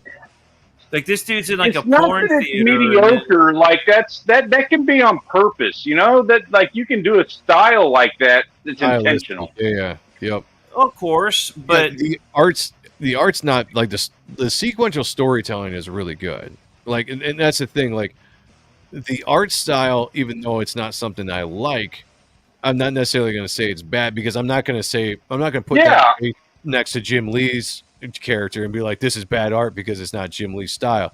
It's a completely different stylistic of art. So when it comes down to this, one, I would never read this book because it's not something I enjoy. Right, but is the storytelling within the arts good? And if it is, that's all that matters. And that's I think we can all jump on the same page with that. No, we could have like a several hour discussion about this alone. This artwork, like if I was to see it, to be honest with you, if I saw this artwork on a Post-it note, it'd be like, oh, that's what is it? What's going on? What is this? What is this? Right. You know what I mean? Like there's a curiosity invoking element even to this style of artwork. It's not that it's bad, but it's not high art. That doesn't make it bad. Right. Exactly. Yep. Now, Kayla brought up a great one. She's been trying to get me to read this for 7 to Eternity, my friend, is freaking awesome. I have not heard anybody say anything negative about that, although I still have not read it, and I don't know if I ever will, and it drives Kayla crazy. It's a good story. It's got great art. It's almost it's not Kenneth Roquefort, but the artwork's pretty good. Who's the artist on there? Does it say on the cover? Drawn by Jerome Opeña, colored by Matt Hollingsworth. I'm like, I've heard the name somewhere in there, but it's actually pretty good artwork. The story is what got me on this. Like, okay, the covers were cool, which is why I checked it out. But then I actually went and read it, and it's like about a coward. I guess the story starts off about a coward, and I'm like, that's not your typical story. Like, talking about, anyways, it's a good story. I'm not going to spoil anything. Go check it out. It's totally worth it. What does Zayd say here? Phil says, I hop one day Joe reads my books. I do read your books. Lost Pages was pretty good, man. I was impressed with Lost Pages. Crib is awesome. I will say, want to read Psycho Slumber. I haven't read all of his books. One day I will. I did read the Brahms story that he did for the Graveyard Supplemental. I liked it. Well, I like Phil's writing. Here's the thing. There's a shit ton of books I haven't read because I just don't have the time to read. Because you're an art snob. You're just looking at the artwork. And I'm an art snob. Yeah. Yeah. What about Nexus? Did you read Nexus Scourge? Haven't read that. Nope. What about the one with the Peter Orchard? That's not fair. There's 1,000. There we go. It had to be said. I had to. Hey guys, I'm gonna have to jump off here. I'm gonna have to jump off here pretty quick. All right, I got a question for you before we go. Yes. Why do people need to read your comic book? Elevator pitch. I don't do the elevator pitches. It's not an elevator pitch. Hey, it could be an elevator pitch, but it's like when I'm writing or when I'm trying to write, I have to think. I ask myself, why is my story the one that people need to read? Or not even the story that people need to read, but just why do they need to read it? Why do they need to read my story? There's a million stories. Why do they need to read your story, Joe? I think my story is a unique story within the genre that I'm telling it in. I think a lot of people look at Reaper Destroyer and you think right off the bat, this is going to be another Spawn ripoff, or it's going to be another book that fits right in with that genre. And we've seen a ton of ripoff books. I think, without going into a lot of spoilers, there's a unique aspect to the world that I'm building that's a lot more deep than I think people might take from just the fact that it's got this kind of 90s style of art. There's a very expansive world. It's a very fanciful world. It takes in elements of mythology, conspiracies, a lot of pop culture and shit that I've gathered from over the years. Like, it's a brain dump or download dump of all the stuff I liked as a kid. So I mean, if you like books like obviously Spawn in the Darkness, Guyver, if you like Highlander, if you like Teenage Mutant Ninja Turtles, if you like Jason Bourne, these all sound like things that should not all work with each other, but there are elements, all that stuff that go in and make this fantasy, this really awesome, fun story that delves into a lot of different areas, including spiritual dimensions, sci-fi action, horror. Yeah. You know, you're gonna get a lot out of this book, and the first issue is just to get the tip wet, just the tip. That's what it is. Once we jump into the actual story, man, it's gonna get the whole downstairs wet, if you know what I'm talking about. So get in on this book. It's fun. It's the best work I've put out there, and it's only getting better. I get better as a writer. I get better as an artist. The people that I have working with me are top-notch professional. This is going to be one of the best-looking professional books you're going to see coming out of crowdfunding. And I'm going to say that right off the bat, and that's no shade to any other book. I'm just saying I put a lot into it to make it this way. And when you get it, you're going to see it. When you read it, you're going to understand it. And when you look at the art, you're going to come, and that is just my guarantee from Ronan Joe. You know what? I'll say that's pretty good, man. I'll say this book is exciting. It's fucking awesome to look at. The characters are badass. The artwork is badass. You got a pro team working on this thing, and it shows. Out of all the books that I've backed, this is one of the top books that I am glad that I backed. Right, no matter what, I would have paid. Knowing in hindsight, I'd pay another $10 for this book. Right? Hell yeah! It's an awesome book. I can't wait for part 2 to come out, and that's we're gonna start looking at that maybe this summer. Yeah, that's the goal. Right? That is the goal. Yep. You hear that, everybody? I think issue 2 is going to surprise where we go with it, because I don't think anybody's ready for where this story is going. I'm just going to say that right now. Anything you think is going to happen, I guarantee you we're doing something different than what you're thinking. And if part 2 is even like close to part 1, then you got to go back this book. And when it comes out, I don't know where you can still get this book. Is there anywhere anyone can get the first book? Not right now. The campaign's closed down, so whoever got it, and I'm sure there'll be second chances. Like I said, there'll be a Kickstarter coming out. I might do a Fund My Comic because I do like that site, so I might put something on there for like a short period of time. So there will be chances to get this. There'll be a catch-up tier. There'll be a catch-up tier with issue 2. Yeah, absolutely. Yep. Hell yeah, man. Well, good job on this book, and I can't wait for part 2, just like I'm sure everybody in the chat now. Can't wait to read this book. Thank you. It's a pleasure, man. This was a great conversation. No, thanks for having me on. It was a blast. We'll do it again. Hell yeah. Now get out! And I'll tell you when I want you back!